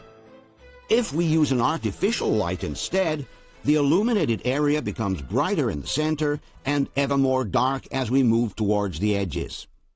A blatant case of hot spot is found in one of the most famous pictures from NASA. This shot of Buzz Aldrin taken by Neil Armstrong during the Apollo 11 mission. Here the difference on the terrain is already visible to the naked eye, but it becomes absolutely evident for everybody after we increase the contrast. An opinion on this picture was asked of Jan Lundberg, the Hasselblad technician responsible for providing NASA with the cameras for the Apollo missions. When shown the Aldrin picture, Lundberg had to acknowledge, with some embarrassment, that the image seems to have been shot under a movie light, and was unable to provide a valid explanation for that. Yes, it seems like he's standing in the spotlight. And I can't explain that. That escapes me. Why? So maybe you have to find Armstrong and ask him. The professional photographers were also very surprised by this noticeable and inexplicable fall-off of light in the distance. È chiaro che qua c'è una caduta di luce strana. Il sole arriva così, ma è strano che qui sia più buio che lassù, sembra un riflettore messo non centrato bene. Anche qui, che strano, per questo sorgente minore. Sembra ci sia una lampada con attorno un riflettore, tipico delle lampade da studio. La scurezza della parte scura di qua, della parte in ombra qua, è superiore alla parte in ombra qua. E non dovrebbe essere. E non dovrebbe essere uguale. Qui effettivamente ci si domanda cos'è che crea questa fascia di ombra, perché in teoria è un deserto e quindi... Sì, anche qui no, perché è più scuro qui, sembra come che... non c'è motivo che queste colline sia, perché il sole è a milioni di chilometri. Sì, potrebbe essere lo scuro dovuto, diciamo, al fatto che il sole sta tramontando, è radente, ma è radente, fa delle ombre semmai più lunghe, ma non questo tipo di ombra. Se fossimo in una sala di posa o se avessimo puntato un grande faro in questa scena, per quanto grande sia il faro, non può mai avere una luminanza come quella naturale del Sole. E quindi per forza si creano delle cadute di luce. In studio hanno molto senso, in effetti, diciamo in studio questo è giustificabilissimo, però qui non ha molto senso, dovrebbe essere piattamente, uniformemente illuminato dal Sole. Sì, e le cadute qua sono pazzesche. Totally spotlight. But it's totally spotlit. No? It's not like at all a big light coming over there. Yeah, that is funny. You know, that is like totally lit. It's absolutely true. And I know these pictures. I've never thought about it. Meno è più scuro il terreno in lontananza. Sì. E non si capisce perché. Non si capisce perché. Il sole dovrebbe illuminare il terreno. Tutto da tutte le parti, è all'infinito la luce praticamente, no? E sono illuminate queste cose qui, il terreno dovrebbe essere illuminato. Come qui. Solito discorso. Dà la sensazione di uno spot. Qui, sì. Proprio un sirio, ecco. Un grande sirio. A Sirio, for those who are not professionals, is a large and powerful movie light. And curiously enough, a similar image was obtained in this documentary on the moon landings by using just that, a large movie light. As one can see, the results are very, very similar to those present in the Aldrin picture. According to Paolo Attivissimo, however, there is a different explanation for the fall-off of light in the distance. It would have been the engine of the LEM, he claims, to blow the dust away during the landing, thus revealing the lighter sand underneath. Non è l'orizzonte del terreno lontano a essere più scuro, è quello il suo colore naturale, è la parte in primo piano che è stata pulita dal getto e quindi ha portato in superficie o ha esposto del materiale più chiaro. But this hypothesis by Attivissimo doesn't hold water for at least two reasons. The first one is that the hotspot phenomenon takes place in different missions and in different situations, some of which are definitely far away from the landing area of the LEM. It is ludicrous to think that the lunar module would have gone around to neatly blow the dust off all these areas before it landed. Secondly, NASA itself denies the fact that the sand under the surface of the moon is lighter than the one on the surface. It is in fact the exact opposite. In this report on the Surveyor missions published in 1969, NASA wrote, "Observations of the fine-grained parts of the lunar surface disturbed by the landing and liftoff of the Surveyor 6 spacecraft have shown that the lunar material exposed at depths no greater than a few millimeters has a significantly lower normal luminance factor than the undisturbed surface. In other words, the ground swept by the lunar module's jet should appear darker than the rest, if anything, and certainly not lighter, like Attivissimo says." Another theory put forth by the debunkers to explain the inconsistent illumination of the terrain is the so-called vignetting effect, a phenomenon that sometimes occurs in pictures when the corners of the frame appear darker than the rest of the image. But vignetting is a defect that only occurs in the low-cost lenses, and certainly not in the Zeiss lenses used by Hasselblad, which are simply the best in the world. Alcuni hanno suggerito che sia un problema di vignettatura, secondo te può esserlo? No, se l'Hasselblad la vignettatura, scherziamo, non la fa. Quindi, fosse una macchinetta da addolire, sì, ma... Furthermore, several pictures show how the difference between hotspot and fall-off is present in the center of the picture, as in the case of this image reflected in the astronaut's visor. And since vignetting never takes place in the center of the image, we can state with certainty that we are facing a real phenomenon on the ground, and not a case of vignetting. Stranamente, il sole viene da questa parte e qua è più luminoso, come se arrivasse a illuminare questa zona e meno questa. This is supposed to come from the sun. Yes, the sun behind. This is the photographer. Ridiculous thing, because there's absolutely no reason that it's darker here. It's when you have a spot which is not strong enough. Right. Come here, really. Yeah. Here's another similar example in which the illumination problem is quite obvious. If we look at the sides of the astronaut photographer, we notice that on the left the ground is brightly lit, while on the right there is a dramatic decrease in luminosity. If this scene were truly illuminated by the sun, this area of the ground would appear as brightly lit as this one.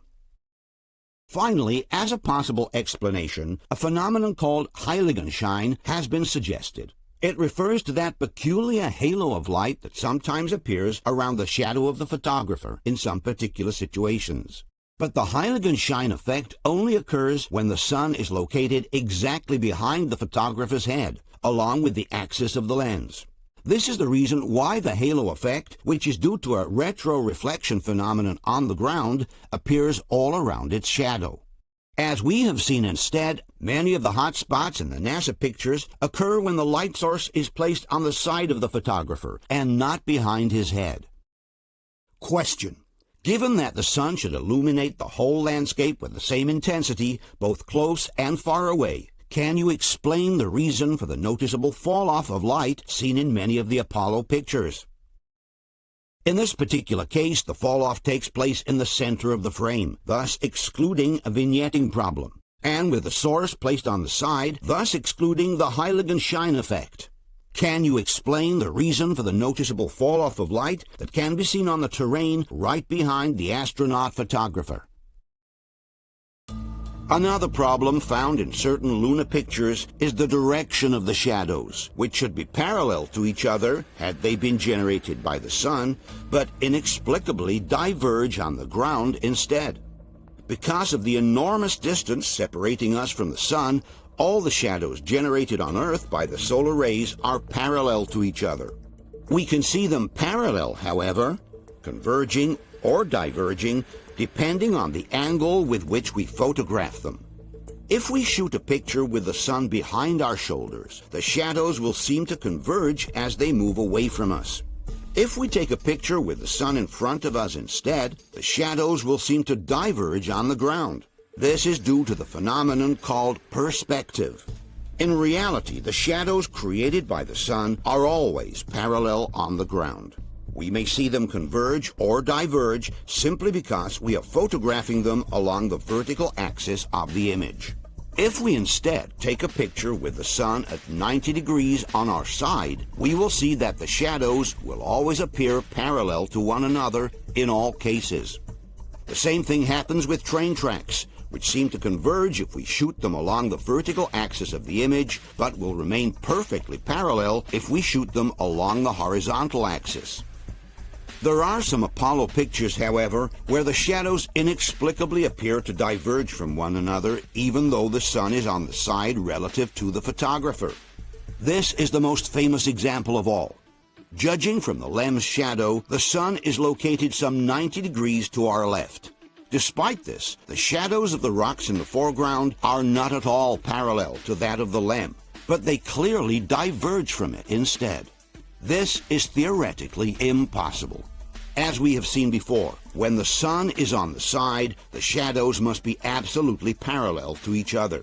If we use an artificial light instead of the sun, and we place it much closer to the objects we are photographing, then the shadows will diverge from each other even though the source remains on the side. This is due to the fact that the closeness of the source creates a strong angle with the objects being photographed. If we use the sun instead, its practically infinite distance makes the shadows appear parallel anyway. Let's go back now to the NASA picture. While these diverging shadows cannot be explained with sunlight, they immediately become justified if we imagine an artificial source placed near the left side of the image. We're talking about a situation akin to this one. This is the set of the television series From the Earth to the Moon. As one can see, the large artificial source imitating the sun, which is placed on the side, produces shadows that are clearly diverging from each other. This is due to the closeness between the source and the objects being photographed.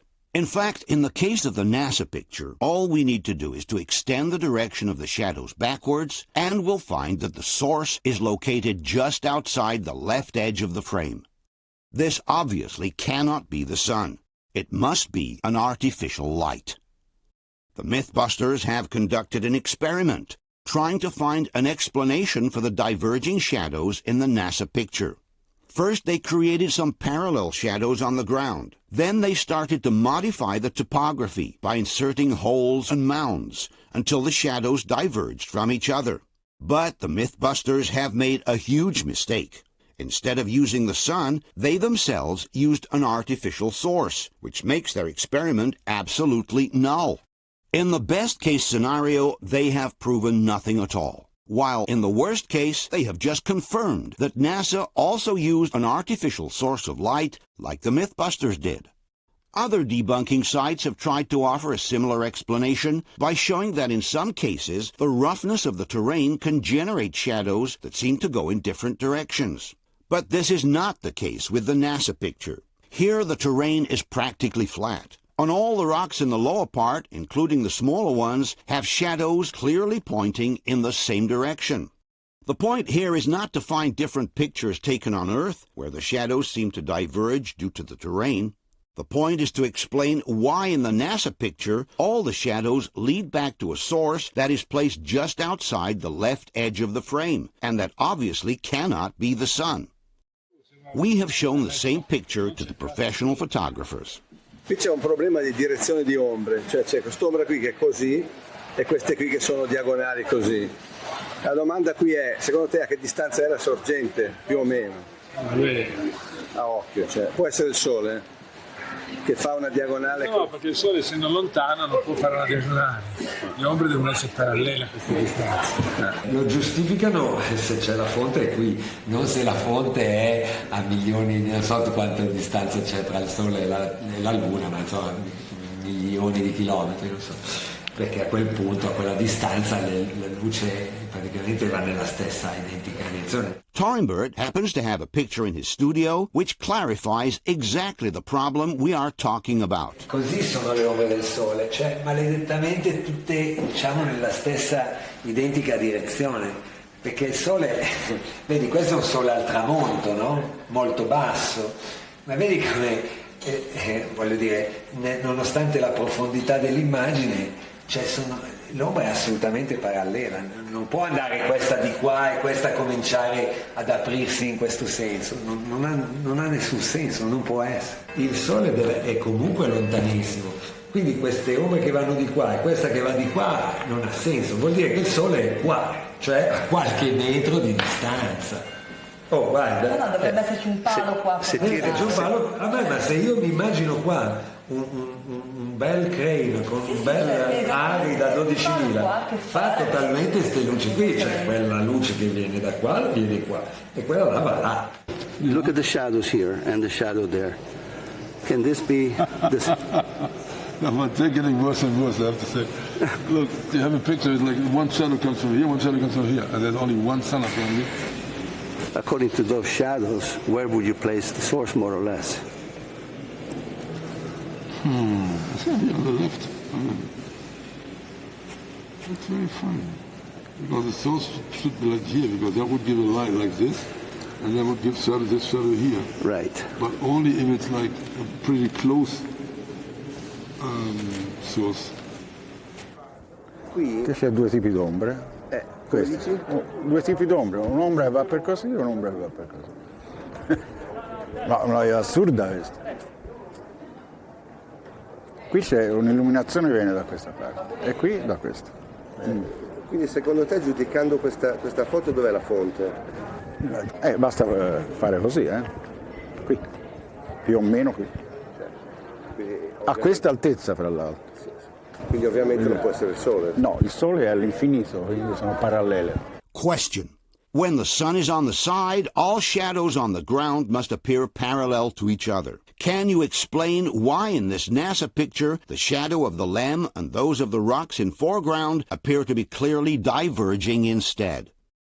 Given that this scene is supposedly lit by the sun, which is millions of miles away, can you explain why the shadows lead to a source that is located not far from the left edge of the image instead?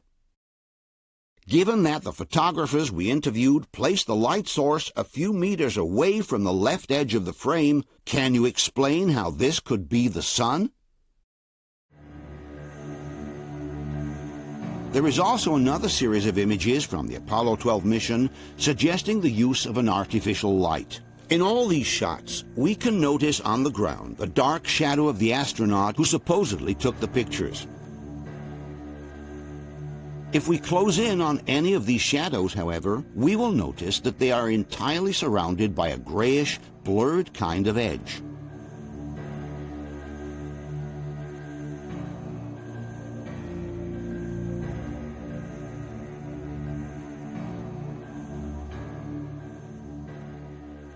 This blurred edge in the shadow is absolutely unnatural for having been caused by the sun.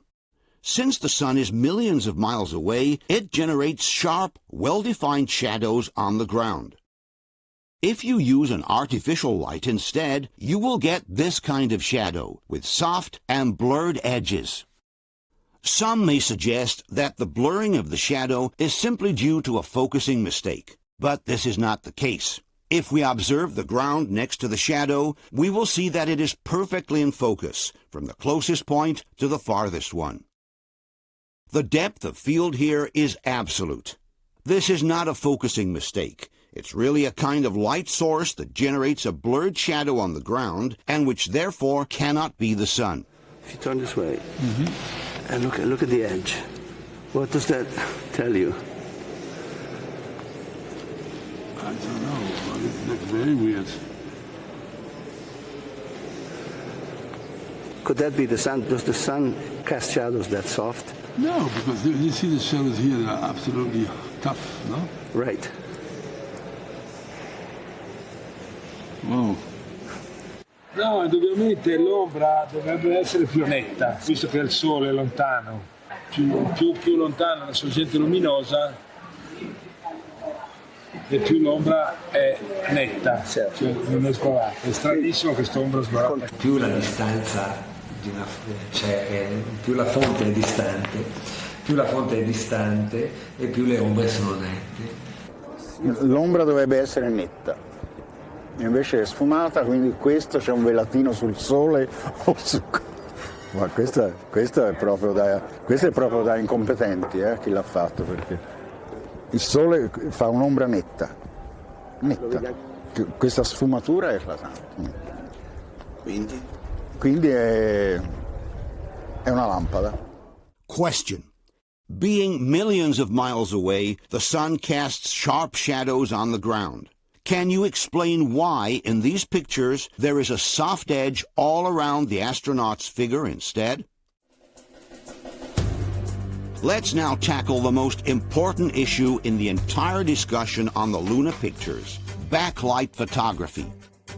When we shoot a picture with the sun in front of us and the subject in the shade, we say that the picture is taken in backlight.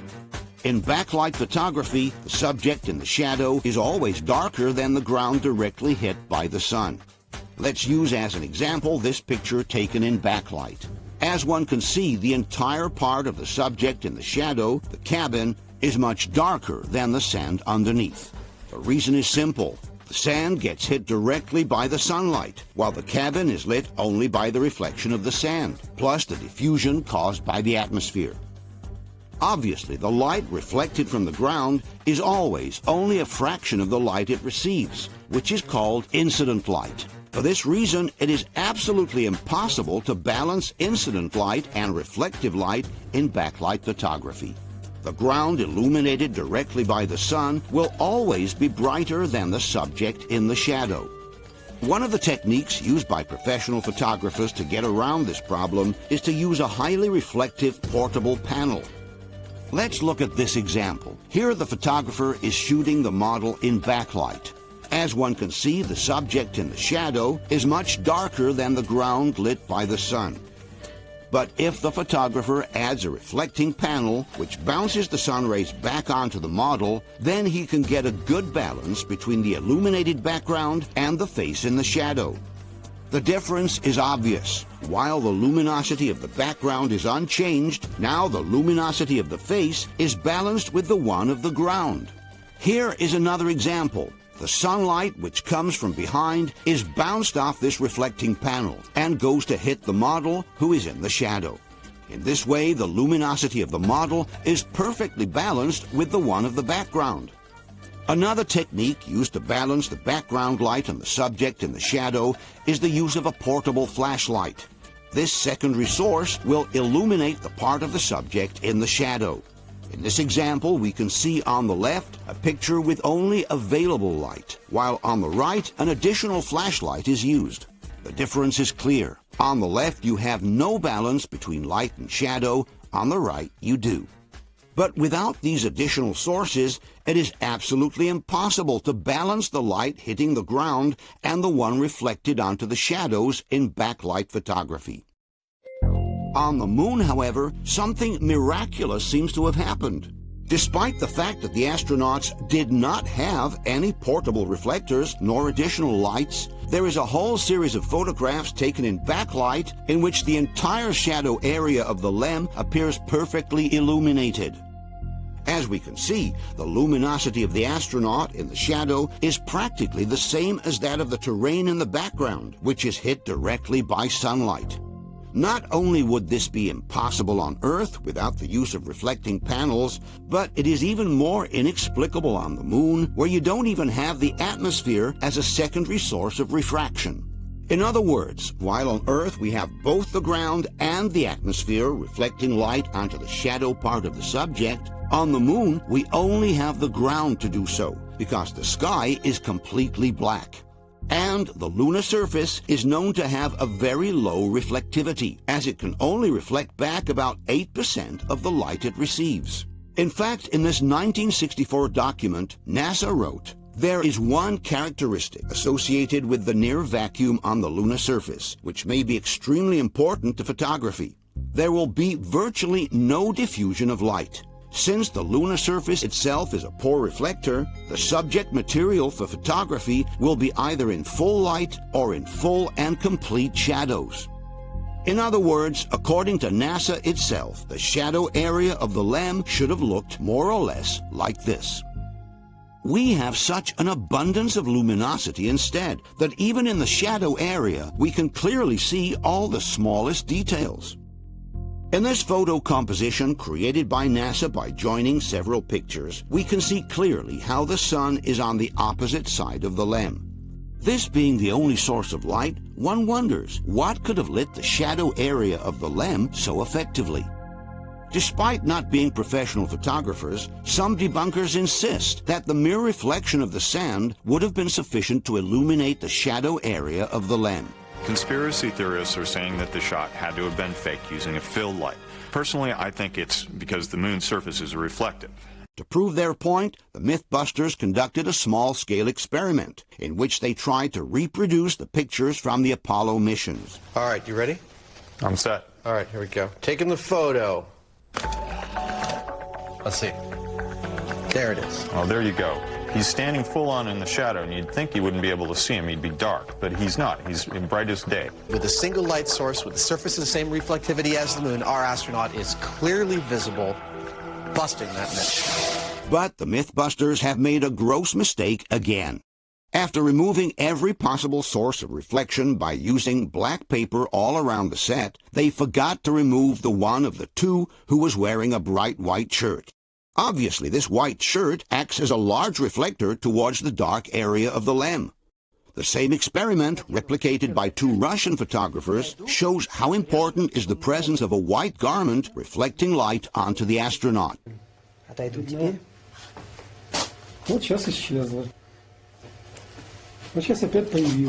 In any case, the problem is not simply to be able to see the astronaut in the shadows. As every photographer knows, all you need to do to see in the shadow is to open up the iris in your lens. The problem here was to balance the luminosity of the shadow area with the one of the ground, illuminated directly by the light source. And if we look more closely at the results, we will see that the Mythbusters were not able to balance the luminosity of the background with the one of the astronaut anyway. As one can see from the direct comparison, the sand illuminated by the sun is darker in the NASA picture and is lighter in the Mythbusters one, while the astronaut is lighter in the NASA picture and darker in the one from the Mythbusters. In other words, there is a much larger difference between light and shadow in the Mythbusters picture than in the NASA picture. Also, from this image from their own set, one can clearly see how the astronaut in the shadow is definitely darker than the terrain illuminated directly by the light source. It's a much different result from what we see in the Apollo pictures. Thus, the Mythbusters, again, have proven the exact opposite of what they intended to prove. That without additional lights, it's not possible to balance the area in the shadow with the area hit directly by the light source, not even using their white shirt as an additional reflector. In any case, the idea that the sand is sufficient to illuminate the shadow area of the LEM can be easily refuted by using the same NASA pictures. All we need to do is to look at other pictures taken with the same source of light, what supposedly is the sun, to realize that the shadow area in these pictures is practically pitch black. If the lunar sand truly had these magical reflecting powers, this part of the rock should more or less have the same luminosity as the terrain in the background. These panels should be almost as visible as the illuminated sand, and this shadow area of the rover would be clearly lit as well. Instead, everything that is not directly illuminated by the sun appears as a deep black shadow. This proves that the sand is not sufficient to brighten up the shadow areas by itself. For this same reason, we can also discard the idea that it was the Earth to illuminate the shadow area of the LEM.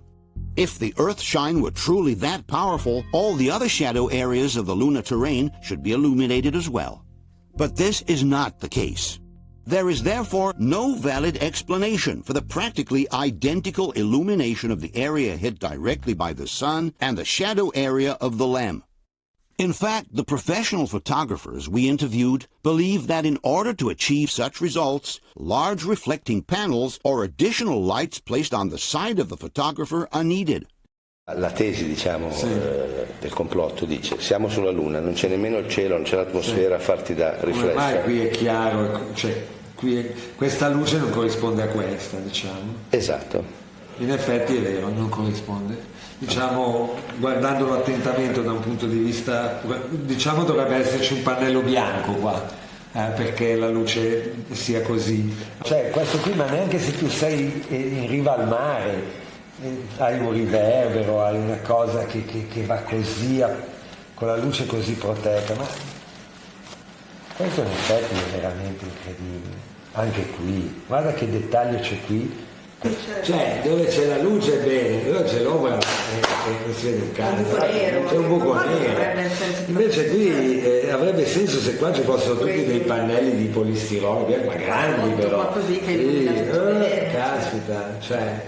È possibile avere, senza l'atmosfera che fa del riflesso, un controluce con esposizione quasi uguale qui e qui, in luce diretta e luce riflessa? Ci vuole un riflettore, insomma, un controluce così.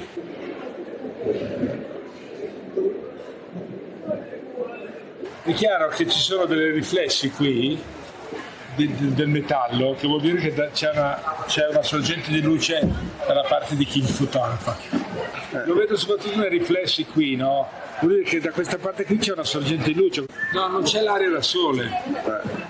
Non c'è questa, per esempio, tutto questo c'è un'area da lampada di studio.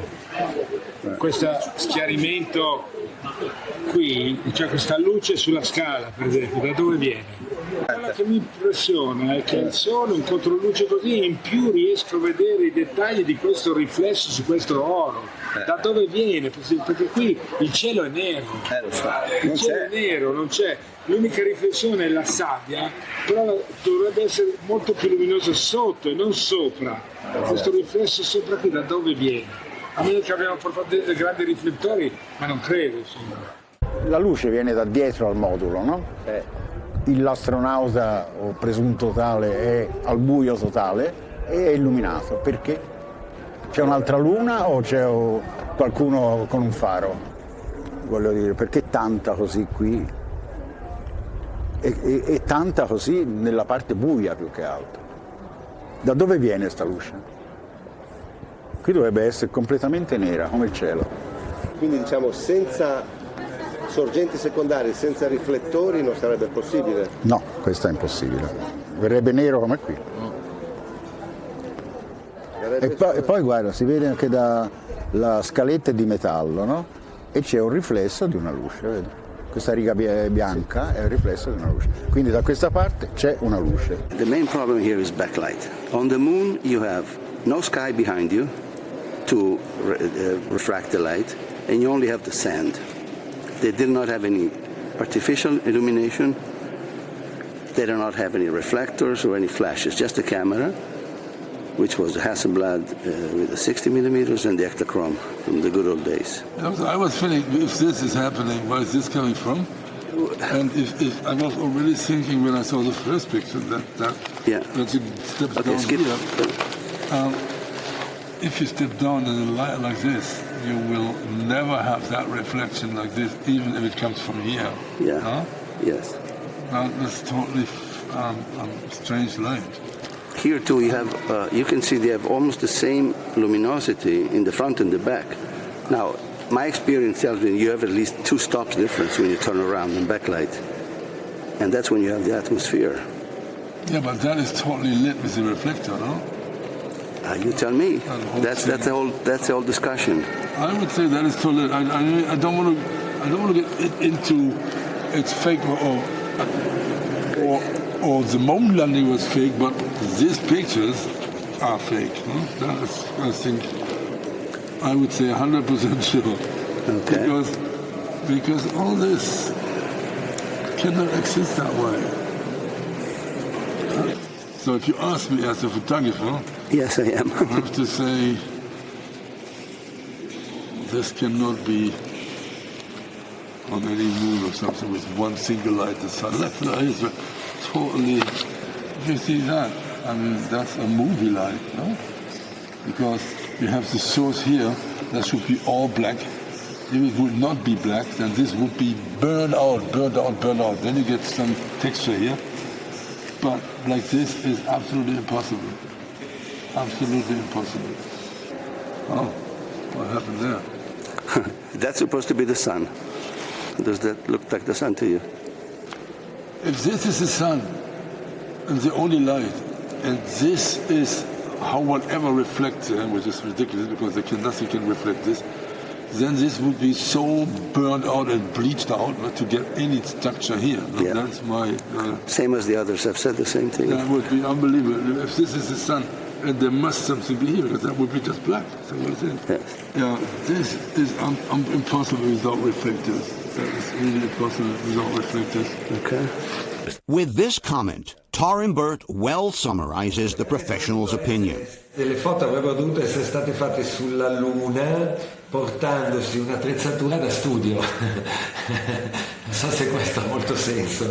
Se qua ci fossero dei grandi pannelli bianchi, diciamo, deve essere proprio tutto un set con tutto ben riflesso, diciamo. And maybe it's not a coincidence that on the set of the IMAX film, large reflecting panels were used right behind the LEM in order to replicate the NASA pictures.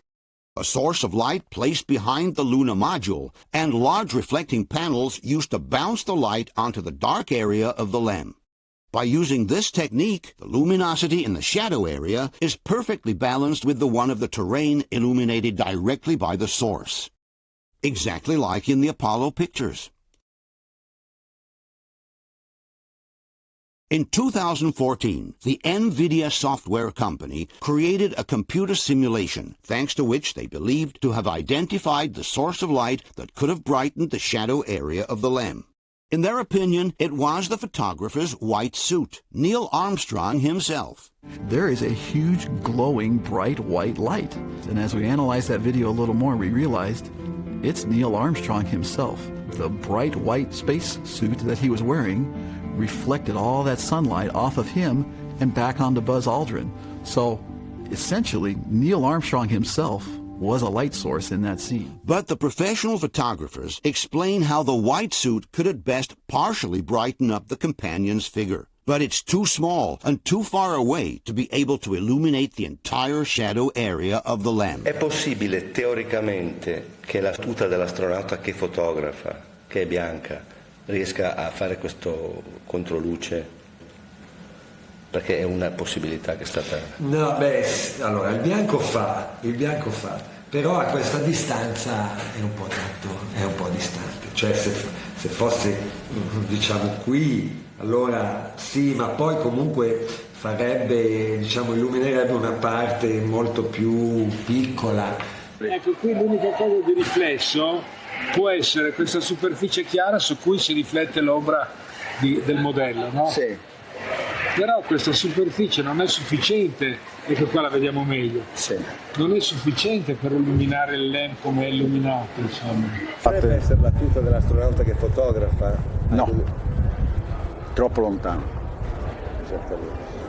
Troppo piccolo e troppo lontano. Lui sarebbe a 10 metri circa e non fa niente. In order to conclusively discard this hypothesis, all one has to do is to look at the television images from the very Apollo missions. Here, for example, there is an astronaut hit by sunlight who is moving right outside the edge of the frame. We can see how the reflection from his white suit partially brightens the underside of the rover, but does absolutely nothing to the LEM in the shadow, which is much larger and far away. Here, the same astronaut enters the field of view from the right.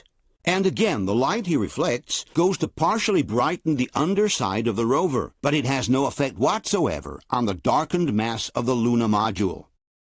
And finally, there is another detail suggesting the use of a secondary source of light, either a reflecting panel or a small flashlight. And it's this shiny glare repeatedly appearing on the heels of the astronaut's boots. Qui c'è una luce. La sabbia che c'è in No, questa è puntiforme, vedi, piccola. Anche questo, di nuovo, stesso problema. Cioè questo dettaglio dentro quest'ombra nera praticamente è impossibile. Tecnicamente è impossibile. No, appunto, il dettaglio sulle scarpe, il dettaglio sul metallo. Qui, indubbiamente, questa riflessione vuol dire che c'è una sorgente di luce dalla parte di chi fotografa, mentre in realtà il sole è dietro, da questo controluce. Forse è un flash, no? No? Potrebbe. No, se io avessi usato un flash a me veniva così. Sì, appunto, forse un flash, perché no? E c'è un'area da flash, un piccolo flash sulla macchina fotografica. The same here. And it's true, you see them in the shoes, you see the reflectors, no? You do? Can you show me again? Where does this light come from? In the shoes you have that shine. Here the shoes. See, that's the shoes again, see? Right.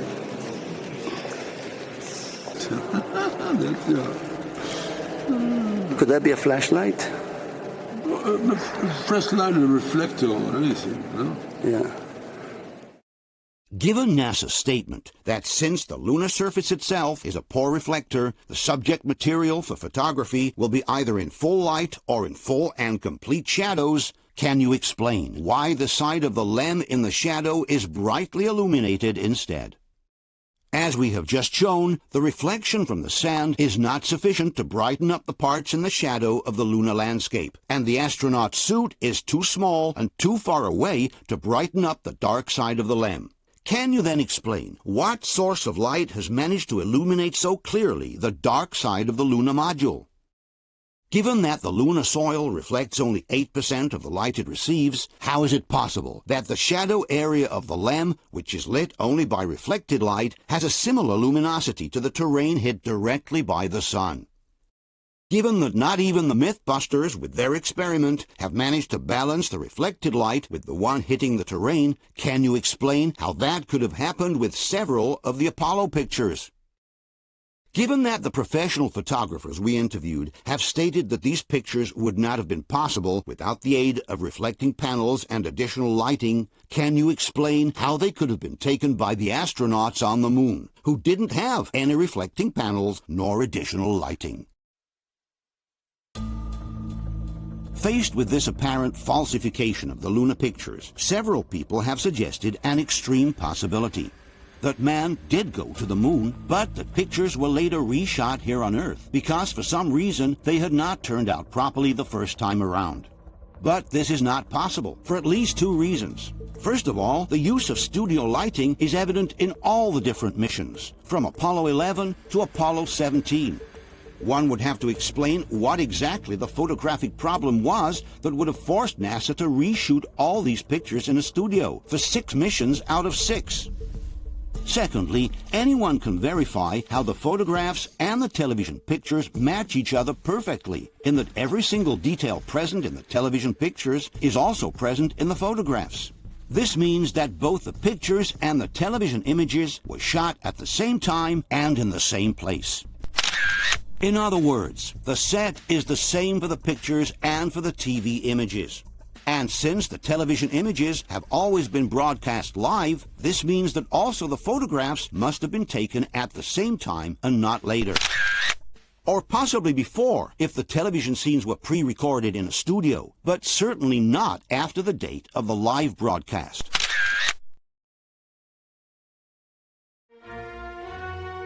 At this point, we are left with only one consideration to make. If it's true, like all this evidence seems to suggest, that someone at NASA decided to fake the lunar landings, they would have certainly needed to convince the astronauts to play their role all the way through to the end. It could not have been possible to fake the lunar landings without their full cooperation. And astronauts are some exceptional people, courageous and motivated by a deep sense of pride, which comes from constantly putting their lives at risk in order to advance the progress of science. It must have not been easy for them to participate in such a fraud just to satisfy the need of the United States to affirm their leadership in front of the entire world. Let's then take a closer look at the story of the three most famous astronauts of all: Armstrong, Aldrin, and Collins, the historical crew of Apollo 11. On July 24, 1969, astronauts Neil Armstrong, Buzz Aldrin, and Michael Collins triumphantly returned from the most important mission ever accomplished in human history. They have just been on the moon. They are the first human beings to have ever visited another celestial body and to have safely returned from it. On the recovery ship, they are welcomed by President Nixon in person. After a brief exchange in front of the cameras, Armstrong, Aldrin, and Collins are placed in quarantine for a few weeks of isolation. Then, on September 16, they appear for a press conference in front of the global members of the press, who welcome them with a standing ovation.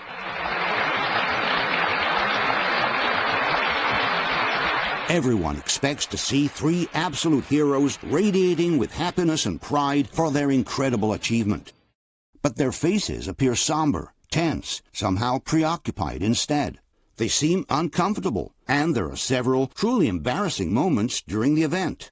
When the three astronauts are asked the meaning of a mission that has brought mankind on another celestial body for the first time, the three don't seem too eager nor too enthusiastic about answering the question. Many of us and many other people in many places have speculated on the meaning of this first landing on another body in space. Would each of you give us your estimate of what is the meaning of this to all of us?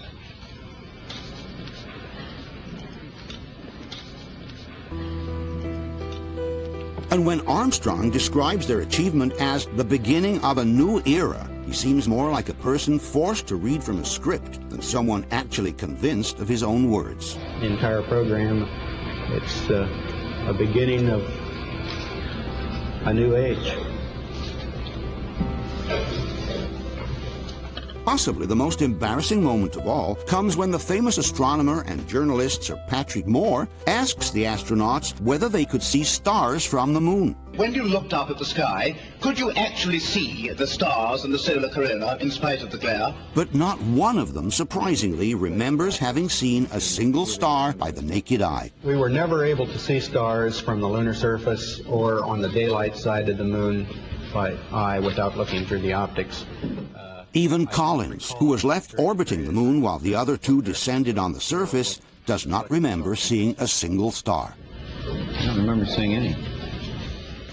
This is a truly disconcerting fact, given that their colleagues from the Gemini missions, who flew in space a few years before them, recall the long hours spent looking at the stars. We'd spend several hours just with our faces pressed up against the window at night with all the lights turned down low, and watching the stars. Also, the astronauts from the shuttle missions, like, for example, James Riley, recall seeing literally millions of stars in outer space. What are the stars like in space? Like, are they just brighter than on Earth, or how would you describe it? They're brighter, but they're different. And a lot of things different about it. One, you don't have the atmospheric distortion, so they don't twinkle, right? So you see lots of points, and you see lots of points, and that literally millions of them. One wonders where the Apollo 11 astronauts have truly been in the crucial 8 days of their mission, given that they don't remember seeing a single star by naked eye. Another surprising fact is that, instead of pursuing a successful career within NASA after their triumphant mission, the three astronauts suddenly decided to leave the space agency. A little over a year after their mission, with the Apollo program still in full swing, all 3 astronauts resign from NASA. Armstrong literally disappears from the scene, moves to the country, decides not to give any more interviews, and shuns the public eye.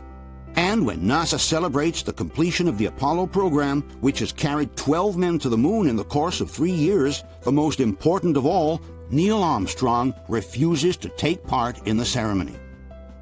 Buzz Aldrin also falls into a deep state of depression, which leads him towards the abuse of drugs and alcohol.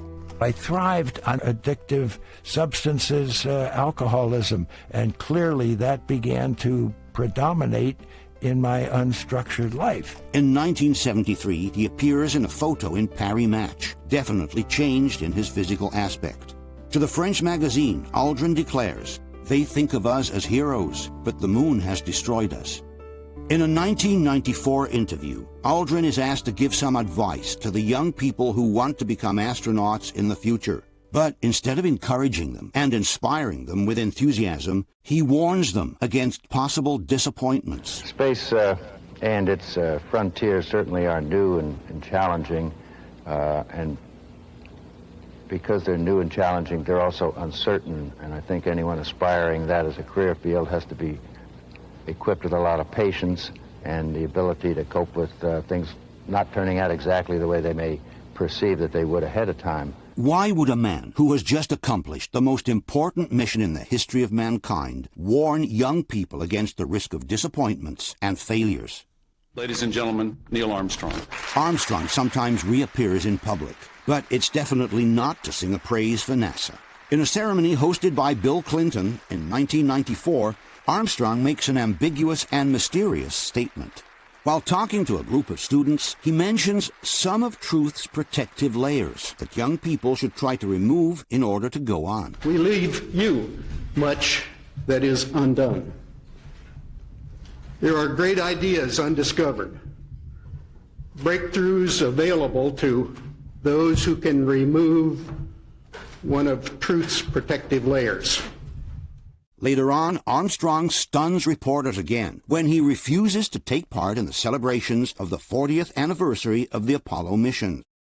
In 2004, filmmaker Bart Sibrel produces a documentary called Astronauts Gone Wild, in which he interviews the astronauts from the Apollo missions and asks them to swear on the Bible that they really have been on the moon.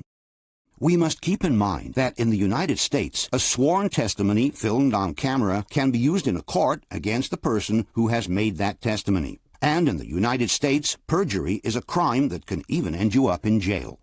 We don't know if this is the actual reason, but it's interesting to notice that once Neil Armstrong realizes he is being filmed by Sibrel's camera, he refuses to swear on the Bible. I wanted to give you the opportunity to swear on the Bible that you walked on the moon. Will you put your left hand on the Bible and swear to God that you walked on the moon? Gentlemen. Mr. Sibrel. Yes? If you really walked on the moon, why would you not do that? So why don't you just put the... Even after Sibrel offers him $5,000 in cash to be given to charity, Armstrong still refuses to swear. You have $5,000 cash. You can give it to charity if you swear on the Bible that you walked on the moon. I have it taped. It'd be fine. Why don't you swear to... Why not? Why won't you do it? Buzz Aldrin also refuses to swear. Why don't you swear on the Bible that you walked on the moon? Why don't you swear on the Bible that you walked on the moon? Why don't you swear on the Bible that you walked on the moon? Sibrel keeps insisting and even insults Aldrin until the former astronaut hits him with a punch. But at the end of the day, just like Armstrong did, Aldrin also refused to swear. Michael Collins, too, the third Apollo astronaut, refuses to swear and actually runs from Sibrel as if he had seen the devil. Well, asking you to swear in the Bible that you orbited the moon. Would you please go away? Well, if you really orbited the moon, why won't you swear in the Bible that you did so? I just don't understand why if you orbited the moon, you wouldn't have a problem about swearing to the Bible on it. Sibrel certainly doesn't have a pleasant approach, but if someone has really been on the moon, why not swear anyway? All you would have needed to do to get rid of the nuisance would have been to stretch your hand out and swear on the Bible. On top, Armstrong could have given $5,000 in charity by simply performing that act. But none of the 3 astronauts wanted to do it. Why? Okay, Gus, that's enough. Take it away.